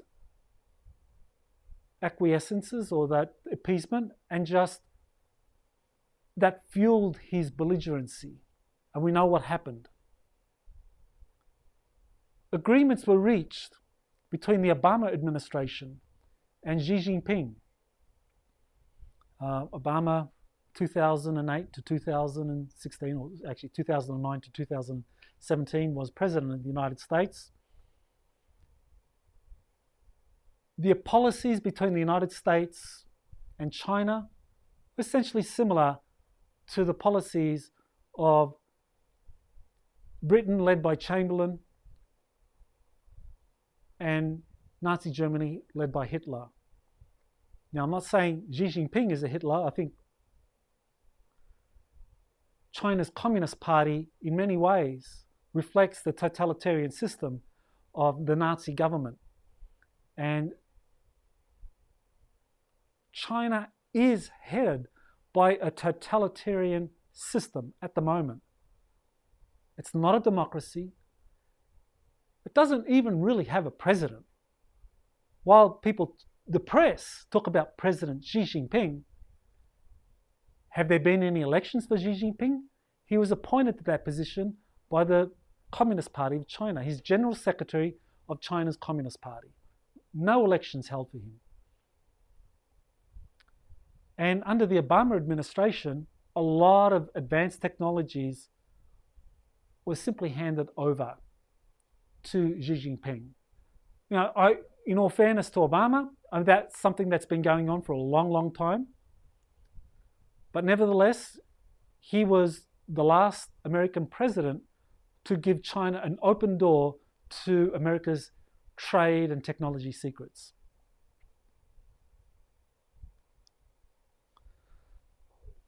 So this takes us to the question, is the US and China destined for war? A good book, Graham Allison, I would definitely recommend. That's something that you take a look at. It discusses something called Thucydides' trap. And Thucydides' trap is the relationship between the ancient Greek city-states of Sparta and Athens, where Sparta was the dominant hegemon, and Athens was the aspiring hegemon. And according to Thucydides, who was the Greek historian who wrote about the destructive Peloponnesian War that was close to 30 years, that devastated the ancient Greece, he said that the growth in power of Athens and the alarm which this inspired in Sparta was the reason for the Peloponnesian War. So Sparta was definitely concerned about the growing power of Athens, and that led to a war. And so what Graham Allison did in describing Thucydides' trap was describe or identify a similar relationship between an aspiring hegemon and a ruling hegemon, and say how many times in history has that led to war, and how many times in history has peace emerged because the ruling hegemon and the aspiring hegemon were able to resolve their differences peacefully. So there's an article where this is described, where Graham Allison describes Thucydides' trap. And so this was published in The Atlantic. You can find it online. So that's the title of the article. Thucydides' trap. Are the US and China headed for war? Let me move over to this camera here. I can read it a little better. The defining question about global order for this generation is whether China and the United States can escape Thucydides' trap. The Greek historian's metaphor reminds us of the attendant dangers when a rising power rivals a ruling power, as Athens challenged Sparta in ancient Greece, or as Germany did Britain a century ago. Most such contests have ended badly, often for both nations. In 12 of 16 cases over the last 500 years, in which there was a rapid shift in the relative power of a rising nation that threatened to displace a ruling state, the result was war. So Graham Allison, the former head or former dean of Harvard School of Government, identified in the last 500 years 16 cases where you had this Thucydides trap situation. And in 12, which is 3/4 of the times, 75% of the times, a war emerged. So that means right now there's a 75% likelihood of a war emerging between the US and China based on historical examples. So this is in that article by Allison, or in his book, you'll find this chart, and it gives you the different historical relationships or the different cases of Thucydides' trap, going all the way back to the first half of the 16th century, where France and the Habsburgs were rivals and got into war. So you can go through that entire list and see that only four times have the ruling power and the aspiring power not gone to war. One of those times was the United Kingdom and the United States. Of course, the United States and the United Kingdom had fought wars beforehand, the War of Independence, War of 1812, but later on in the mid-19th century, after the American Civil War, as America became a great naval power, there was an opportunity for the US and Britain to get into war, but Britain acquiesced and allowed the US to dominate. So the US did things like extract territorial concessions from Canada, from British Canada, and importantly for those of us living in Hawaii, the United States took over the Hawaiian Islands, which had been a British protectorate. And normally, Britain would have come in and kicked the Americans out, like they had done previously with the French, who had done a similar thing. But because Britain was very frightened of the power of the United States, or had reached an agreement with the United States and said, okay, we won't interfere with you in terms of your operations in North America and in the Pacific, and you don't interfere with us in terms of European operations. And so that was the agreement. So Britain didn't interfere, even though they could have quite easily have overturned the illegal overtake of the Hawaiian Islands by the coup plotters that were being sponsored by the US Navy and the US government at the time. But For us, the most important one most recently was that there had not been a war between the Soviet Union and the United States throughout the entire Cold War. So that gives us hope that even though China and the United States are increasingly facing off as these two global behemoths with massive economies, massive militaries, incredibly sophisticated technologies that could wipe out the world 10 or 100 times over, that because the Soviet Union and the United States could work out their differences peacefully, maybe China and the United States can do it now. So this is why the personal relationship between these two men is so important. Because I think Xi Jinping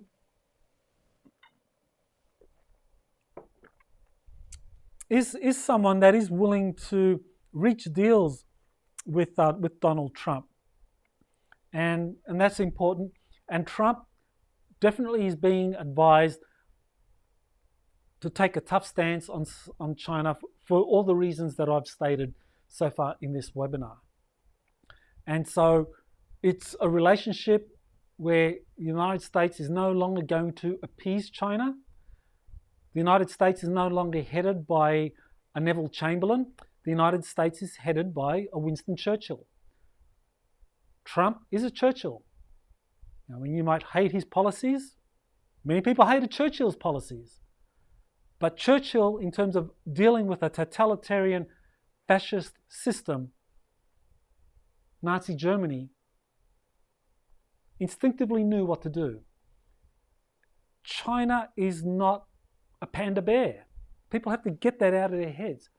China has the potential to be a really aggressive, punitive state that can take over the planet at a heartbeat if it launches a space Pearl Harbor. And all of us no longer have a US satellite system for our phones, for our militaries. We become totally reliant on a Chinese satellite system.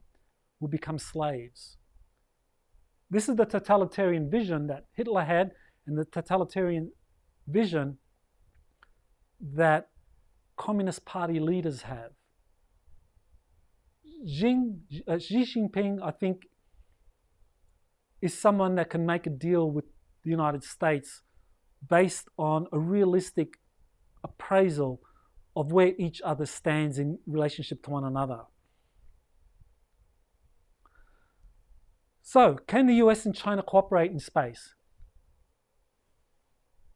I mean, so far I've focused on the kind of darker picture, the likelihood of a space Pearl Harbor, of a space war between the US and China. Can they learn to cooperate? Can they become partners in building up Earth as a galactic civilization? Definitely possible, because they have many common goals in space. And when you look at the commonalities they have in space, that is something that could really bind them together and get them to shape or come up with a new world order where both feel comfortable for the indefinite future. They share common space challenges. In Antarctica's Hidden History, I talk about a transnational corporate space program that operates secretly out of Antarctica, that has incredibly advanced weapon systems, that has established bases throughout our solar system. Now, the Chinese military, I think maybe they thought a lot of this was disinformation and nonsense, but they are confirming it for themselves that such a transnational corporate entity does exist, and perhaps this is why they sent the Tianwen mission to Mars, to find out if this really does exist. Certainly we know in Antarctica, the Chinese are drilling deep and they're finding out what's down there, but really a lot of the assets that are down in Antarctica, a lot of that has been shifted off planet to Mars. But nevertheless, there are still big bases in Antarctica run by this transnational corporate elite that uses slave labor and builds these massive space cruisers and destroyers under the Antarctic ice sheets. So this is a problem not just for China, but for the United States and the planet. Just because this transnational group of corporations, they have no allegiance to any one nation. They have no allegiance to any constitutional set of principles. They are allied only to their own profit-driven motives and to the shareholders of their major corporations behind them. They also share, the United States and China share common challenges in how to deal with ancient technologies and civilizations. As this gradually gets exposed in places like Antarctica, how do you responsibly share that with the rest of humanity? How do you do it in a way that doesn't cause chaos, but actually helps humanity move forward in a positive direction? Another big common space challenge is how do you deal with these guys, the Dark Fleet? This is the group of German nationalists that went down to Antarctica and cooperated with a group of reptilian entities, the Draconians, and built something called the Dark Fleet, or the Nachtwaffen, as some people describe it, night weapon, and that deploys in deep space or outside of our solar system. How do you do that? How do you deal with this threat? If China and the United States went to war against each other, wouldn't this strengthen the hand of the Dark Fleet? Wouldn't that strengthen the hand of these corporations? So China and the United States have a lot of vested interests in cooperating rather than fighting against each other. Finally, you have this. More and more evidence of a micronova event or some massive solar flare event coming our way before 2030. Are the nations of the world going to cooperate to protect themselves, to protect their civilizations, their infrastructure, their people against this natural event? Or are they going to fight against each other and therefore magnify by a significant factor, the destructive outcome of a micronova or massive solar flare event, which can happen anytime? Some are predicting by 2030 at the next cycle of the solar minimum. We don't know, but certainly this is something that we need to pay attention to. So China and the United States definitely can collaborate on a number of things. China's secret space program, is it a threat or an opportunity? One path is a path where China succeeds in becoming the global hegemon, eliminating the United States as a rival, maybe in a way similar to how the United States eliminated the Soviet Union as a rival, peacefully. No major war, just one day, Soviet leaders realized, hey, we can't compete against these guys. Let's work the best deal possible for us. The United States might do the same thing. Maybe, we'll see, but that's a possibility. What kind of a future would we face? One where the Internet of Things takes off, artificial intelligence increasingly regulates what you can and can't do. The fact that you paid to watch this webinar is going to lead to many demerit points on your social credit score in this hypothetical Chinese New World Order. So that would be, in one way, people would get advanced technologies. As in China today, people have many modern amenities, but you don't have freedom. You can't say or think about the things that you truly believe in. Or are we going to head to this future where the United States and China collaborate in a meaningful way in transforming us into a galactic civilization where extraterrestrial life is openly acknowledged, we work with extraterrestrials, and we ensure that human freedom is protected at every step of the way? Does that mean that the Communist Party needs to be dismantled? Possibly, not necessarily. But certainly the Communist Party in China is a problem. Now, some say Edgar Casey did prophesy that China would one day become a haven for Christianity. I talked about that in the second webinar, that Christianity would take off in China and China would become the cradle for a new era of Christianity. Now, I interpret that to mean that kind of spiritual, ethical values will blossom in China, where groups that are spiritual, religious groups that are suppressed today in China will flourish. So maybe that's what's going to happen, and that will make possible this other vision of the future. Okay, so we've reached the end of the recording. I'll leave about 20, so maybe like around 20 to 30 minutes for Q&A.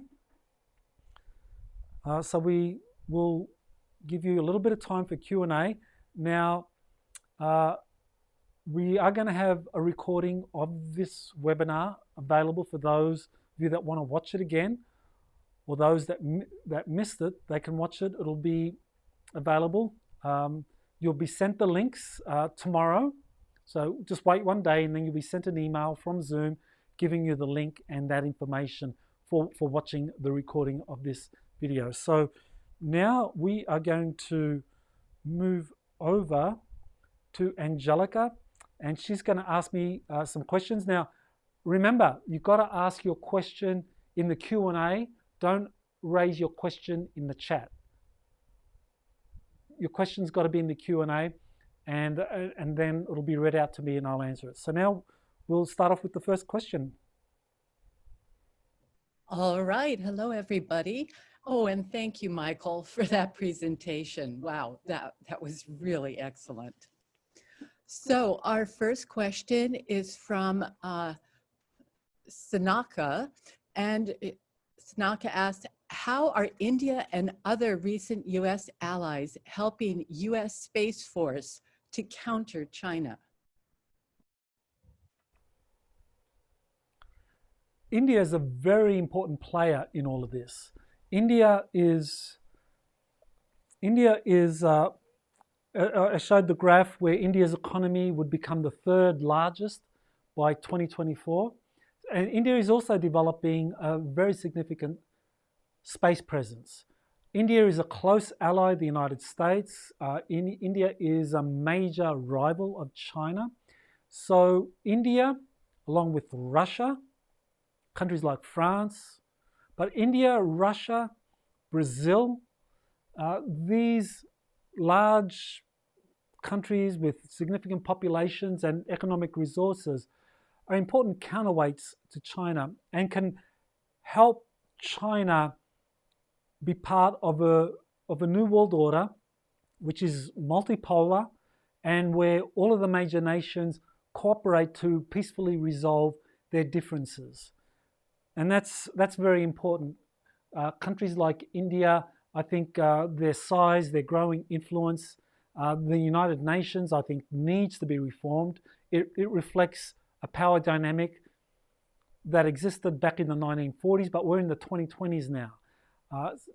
Ideally, the United Nations should be reformed.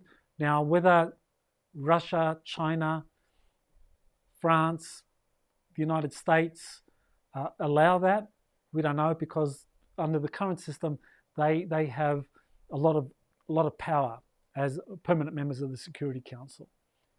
But certainly India, I think, can do a lot to help promote a peaceful resolution to all of these differences and deal with the common challenges each nation faces, dealing with this kind of transnational corporate-run space program operating out of Antarctica with a significant presence on Mars, can deal with the dark fleet, can deal with the solar flares, the micronova coming our way. Next, how would the U.S. most effectively oppose the Chinese plan in a way that doesn't feed into the deep state's desire to have another war? That's a really good question. How does the U.S. deal with China's desires without instigating another war? It's walking the razor's edge. It's a challenging one because China's Communist Party, the totalitarian system, truly is incompatible with American values in the Constitution. And it's hard to see how the United States can continue to just turn the blind eye to a lot of the things that have been going on in China. I think what we've been seeing coming out of the presidential administration is an attempt to kind of walk that fine line and saying, okay, we think what you're doing in Tibet against the Tibetans, or what you're doing against the Uyghur Muslims, what you're doing against the Falun Gong practitioners is terrible.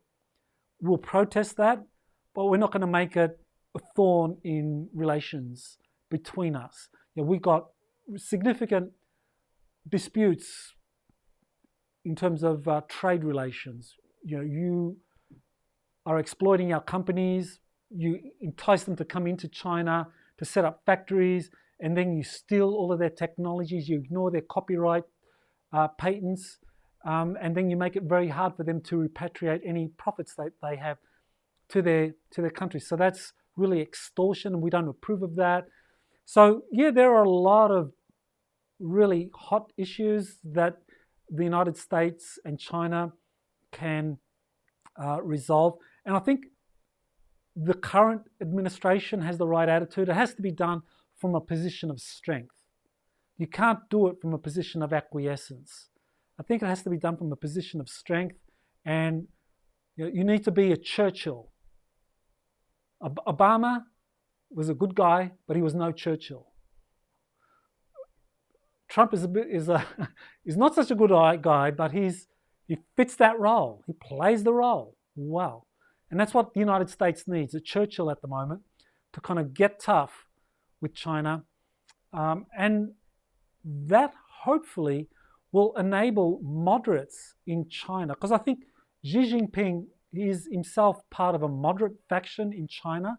There is a dark faction, a deep state faction in China, headed by the former paramount leader Jiang Zemin. And he is the nemesis of Xi Jinping in China. Actually, Xi Jinping doesn't control China's space program. I mentioned that in the first webinar at length, but worth emphasizing that he doesn't control it. So if Xi Jinping and Trump can reach agreements, then essentially you're going to have moderates from both sides helping China and the United States establish cooperative relations that will extend for decades to come. Because that's what's needed. It's not a plan to deal with short-term crises over the next 2, 3, 5 years. It has to be a long-term vision for the next 20 to 50 years, so that China, the United States, with the support of other major nations, Russia, India, Brazil, can all collaborate to deal with the common threats that the whole planet faces. All right. The next question: is the U.S. aligned with a particular ET group, with particular ET groups? And are the Chinese aligned with particular ET groups? Well, that's another really interesting question. With the United States, what we have are multiple secret space programs, but from the perspective of the military, what I've described in the past, in the Air Force Secret Space Program book, I differentiate between a Navy-run secret space program that was predominantly working with human-looking extraterrestrials, and an Air Force-run secret space program that, to begin with, was working very closely with the Germans out of Antarctica and their extraterrestrial allies, which included reptilians, greys, and insectoids.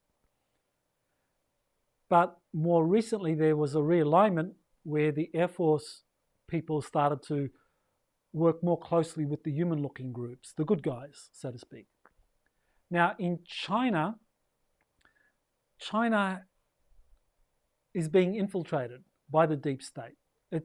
China's being helped by the deep state to develop these incredibly advanced weapon systems and a space navy capable of launching a space Pearl Harbor against the United States. So the deep state is facilitating all of these advanced technologies being moved into China, helping the PLA develop these technologies, but it's really a poison pill, because if China uses it, then it'll spark a war.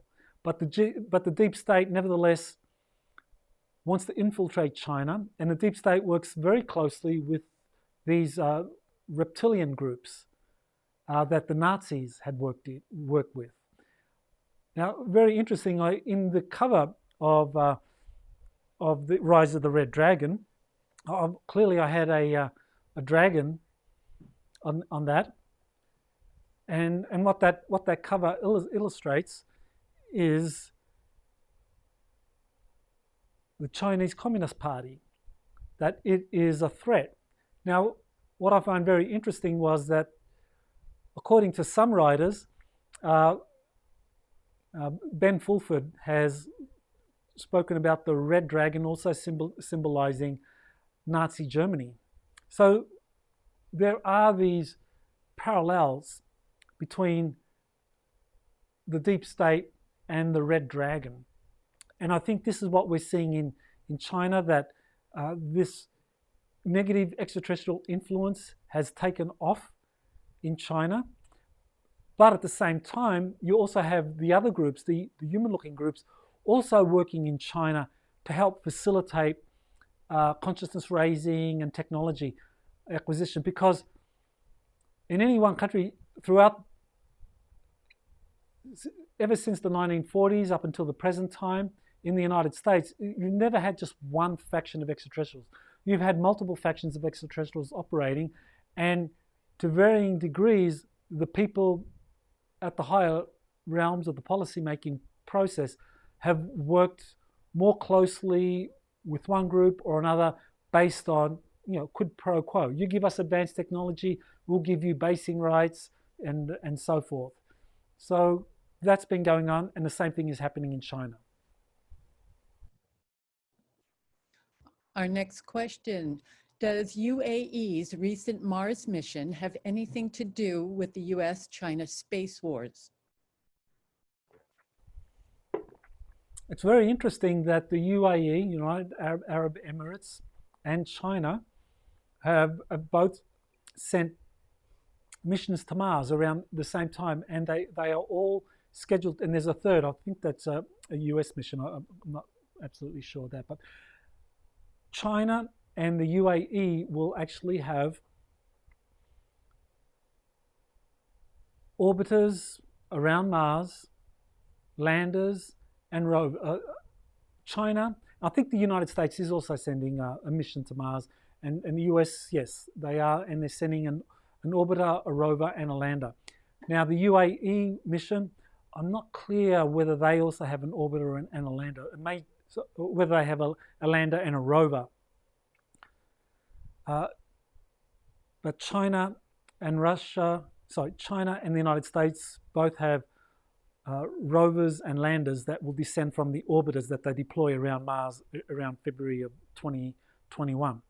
So the UAE will have an orbiter up there. Now, what the UAE is doing, not sure. I think the UAE, as a kind of representative of the Arab world, I think what we are probably seeing is that reptilian influence being represented. I think that in the Arab world, there is a long historic connection to reptilian extraterrestrials. And perhaps the UAE mission is connected in some way with them wanting to learn what is happening on Mars and whether this impacts in any way on this reptilian presence on Earth that goes back, because there are different factions of reptilians. Some of the Earth-based reptilians whose presence here goes back many hundreds of thousands of years, they are kind of like more benign, more respectful of the planet, whereas the Draconians are a very aggressive imperialistic race that come here to conquer. So they're very different groups of reptilians. So we shouldn't generalize and say this is a good group or bad group, but I think that the UAE is probably working with a more positive group of reptilians. Our next question is regarding Canada. And I just want to note, we had quite a good number of people register for this webinar from Canada. So the question is, on which side is Canada in the upcoming years, in your opinion?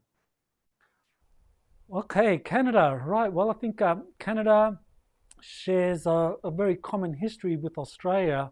As far as, I mean, just generalizing, I think Canada is like a cold Australia, just in the far northern hemispheres in terms of our history, our social systems. I mean, there are very different considerations at play. I think from the perspective of Canada, currently you have a liberal, progressive prime minister who doesn't seem to be very responsive to the kind of policies the Trump administration is pursuing for the globe. Now, with Canada and possibly to a lesser extent Australia, I think both follow very closely the dictates of Britain. Great Britain still has a big influence over Canadian politics as it does over Australia and New Zealand politics. I mean, we are still constitutional republics, all of those countries. Australia, New Zealand, Canada, we all are part of the British Crown. We, even though we're citizens, we used to be called subjects of the British Crown. Now, in the case of Canada, if we look at, well, what is Britain doing in this regard? I think Britain is going through a transformation in terms of it's been thoroughly penetrated by the deep state, but because of this awakening going on, because of the exposure that is happening, and many professionals in Britain realized that their security services were compromised as part of this effort to take down Trump through this kind of Russia gate, or this hoaxed collusion. And so many professional intelligence officials in Britain and Australia in particular, and Italy, are very embarrassed by this, and they're trying to clean up their house. Now, this means that they're going to follow policies that are probably going to align more closely with what Trump is trying to do, as opposed to what the deep state is trying to do. But a lot hangs on this election. I mean, I think the outcome is, I don't think the outcome is going to be a surprise, but I think until it happens, there's going to be a lot of surprises. So after the election, I think we'll be able to see more clearly where countries like Canada and Australia are going to fit in terms of this multinational effort to deal with China and the threat it poses for all democracies around the world for decades to come. Our next person writes, we know Nordics have been assisting the US Navy for a long time. As an inner Earth group, what do we know about their position regarding China? And what about other inner Earth groups' perspective? The inner Earth groups, that's a really good question. I did discuss that last week, where we look at the kingdoms of Agartha, Shambhala. China has had a long history of relationships with these inner Earth groups.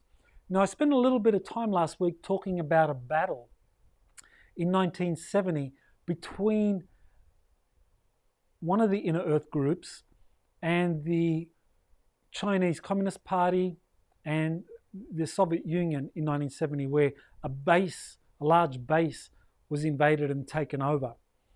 So I would generalize that probably the relationship between the inner Earth groups and the China's Communist Party are not very positive. Because when you look at the inner Earth groups and the history of them, these are groups that recognize the importance of spirituality, consciousness raising, being attuned with the energies of the harmonics of the earth, and making sure that all of that is in balance with technological development. Now that is anathema to the Chinese Communist Party, which is, it's all about the technology. Forget about spirituality, forget about consciousness raising, forget about being in harmony with the earth. Let's just put out there the most advanced technologies because, you know, we've got to meet our five-year goals, whatever they are. So I think based on that, we could generalize that the relationship between the Chinese Communist Party and the inner earth civilization are not very positive, if not hostile.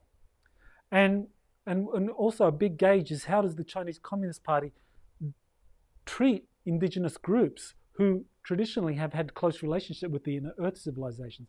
How are they treating the Tibetans? How are they treating the Uyghur Muslims? How are they treating the Mongolians?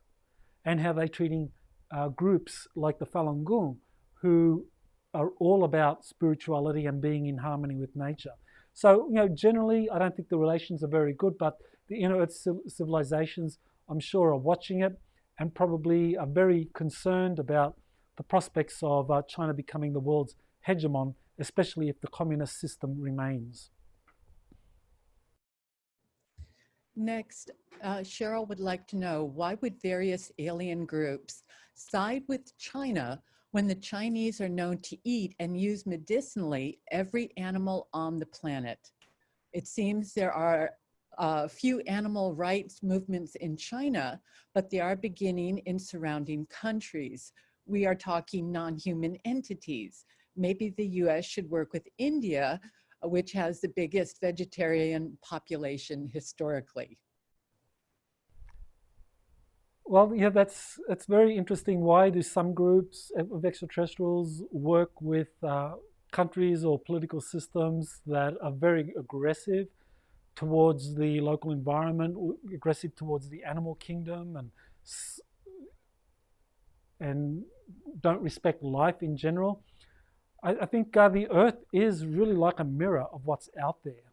I don't believe in this idea that some people promote, that they're good out there and we down here are all messed up, as promoted by some people. I think the Earth is very much a mirror. So out there, there are some groups, and the draconian extraterrestrials, that particular reptilian faction, are widely known to be very aggressive, very imperialistic, and they're carnivores. And I mean, they do eat people. I mean, sorry to say it that way, but yeah, I come from Australia, and in Australia, we actually face the threat of man eating reptilians.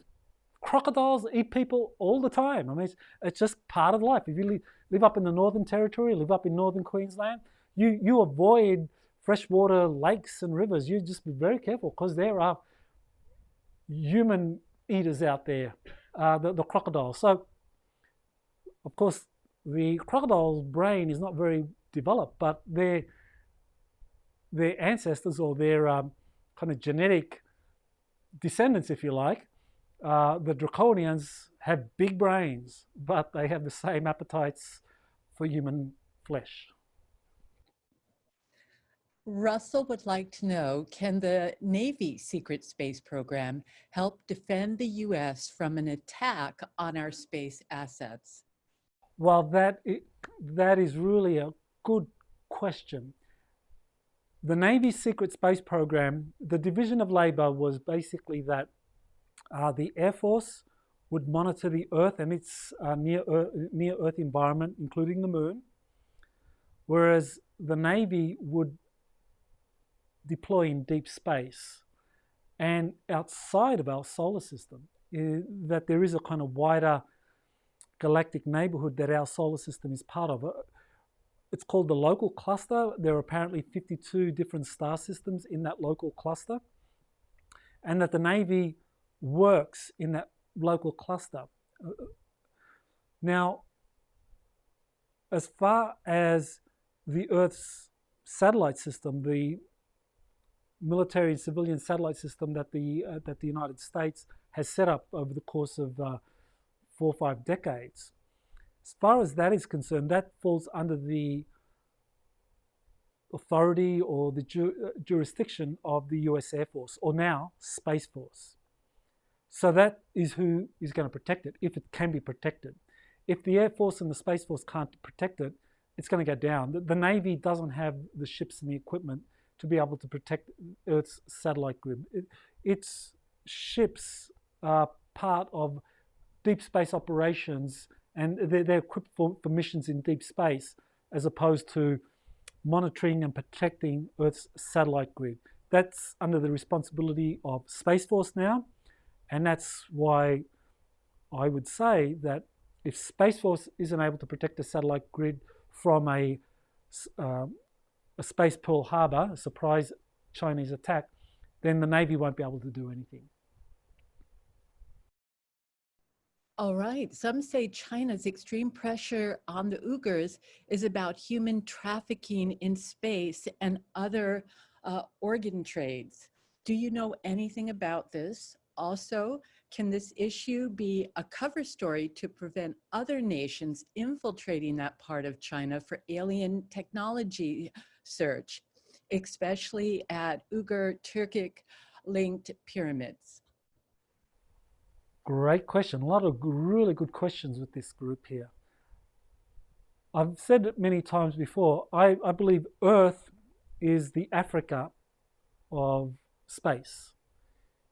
And I'm talking about 18th century Africa, where you had different colonial powers coming in, starting off the slave trade. And one of the important things about the slave trade in Africa in the 18th century was that there were a lot of corrupt local elites that would go in, pick up an entire village, and then sell them off to the highest bidder, and they would be shipped off for the slave trade to the Americas or wherever it was that they were being taken. On Earth at the moment, you have a very similar situation. Local elites, whether we're talking about communist authorities in China, whether we're talking about deep state officials in the United States, Europe, Brazil, India, there is an illicit trade in human genetics. Human genetics is very valuable. It's like, how can a primitive planet, well, think about it this way. How, in the 18th century, how could African elites trade with foreign European colonial powers? The African elites didn't have anything of great value to the European powers other than people, genetics. So they traded, and that's how they got things that would help them. So the same thing when you have the elites of many of these major nations on the planet. What is it that would appeal to an extraterrestrial civilization that has advanced technologies, that is willing to trade? Well, that civilization would say, well, you have a lot of people. We actually want those people because we could use their genetics for whatever.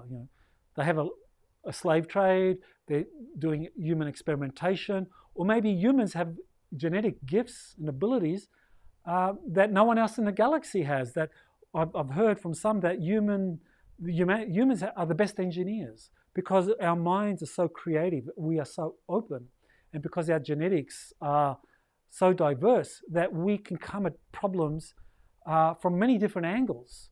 And others might look to human entertainers, because humans tell the best jokes. We're the best pranksters in the planet. So, some extraterrestrials would kind of view that as valuable. So the bottom line is that human beings are being traded in a slave trade to extraterrestrials who view humans as a precious resource in some way or have intrinsic value, and then they trade advanced technologies or resources with that state. So China at the moment wants to develop advanced technologies and will strike a deal with any extraterrestrial civilization that can give it advanced technologies so that China can bridge the technology gap with the United States, so that it hopes it could launch a successful Pearl Harbor sooner rather than later. So that really does wrap it up. We do have a Q&A tomorrow. for those that registered. Now we did keep it, we did limit it to 30, and we got close to double that doing participating in the webinar. So we did have we scheduled another webinar, another Q&A debrief for next month on August 23rd. In the link you all receive tomorrow, you'll receive an email message tomorrow with the link to this recording. You'll also receive a link to the web page. It's simply just go to exopolitics.org/webinars. Just type that in. It'll take you to the webinar page where you can get more information. So we do plan to do more webinars in August. This is the first in the series. We are still working out a lot of kinks. We're getting new technology to improve the final product for you. So bear with us as we do that. We're looking forward to doing more webinars in August. And thank you for participating and supporting this webinar series. And I look forward to seeing you, if not tomorrow, then next month for my next webinar series. So thank you and aloha.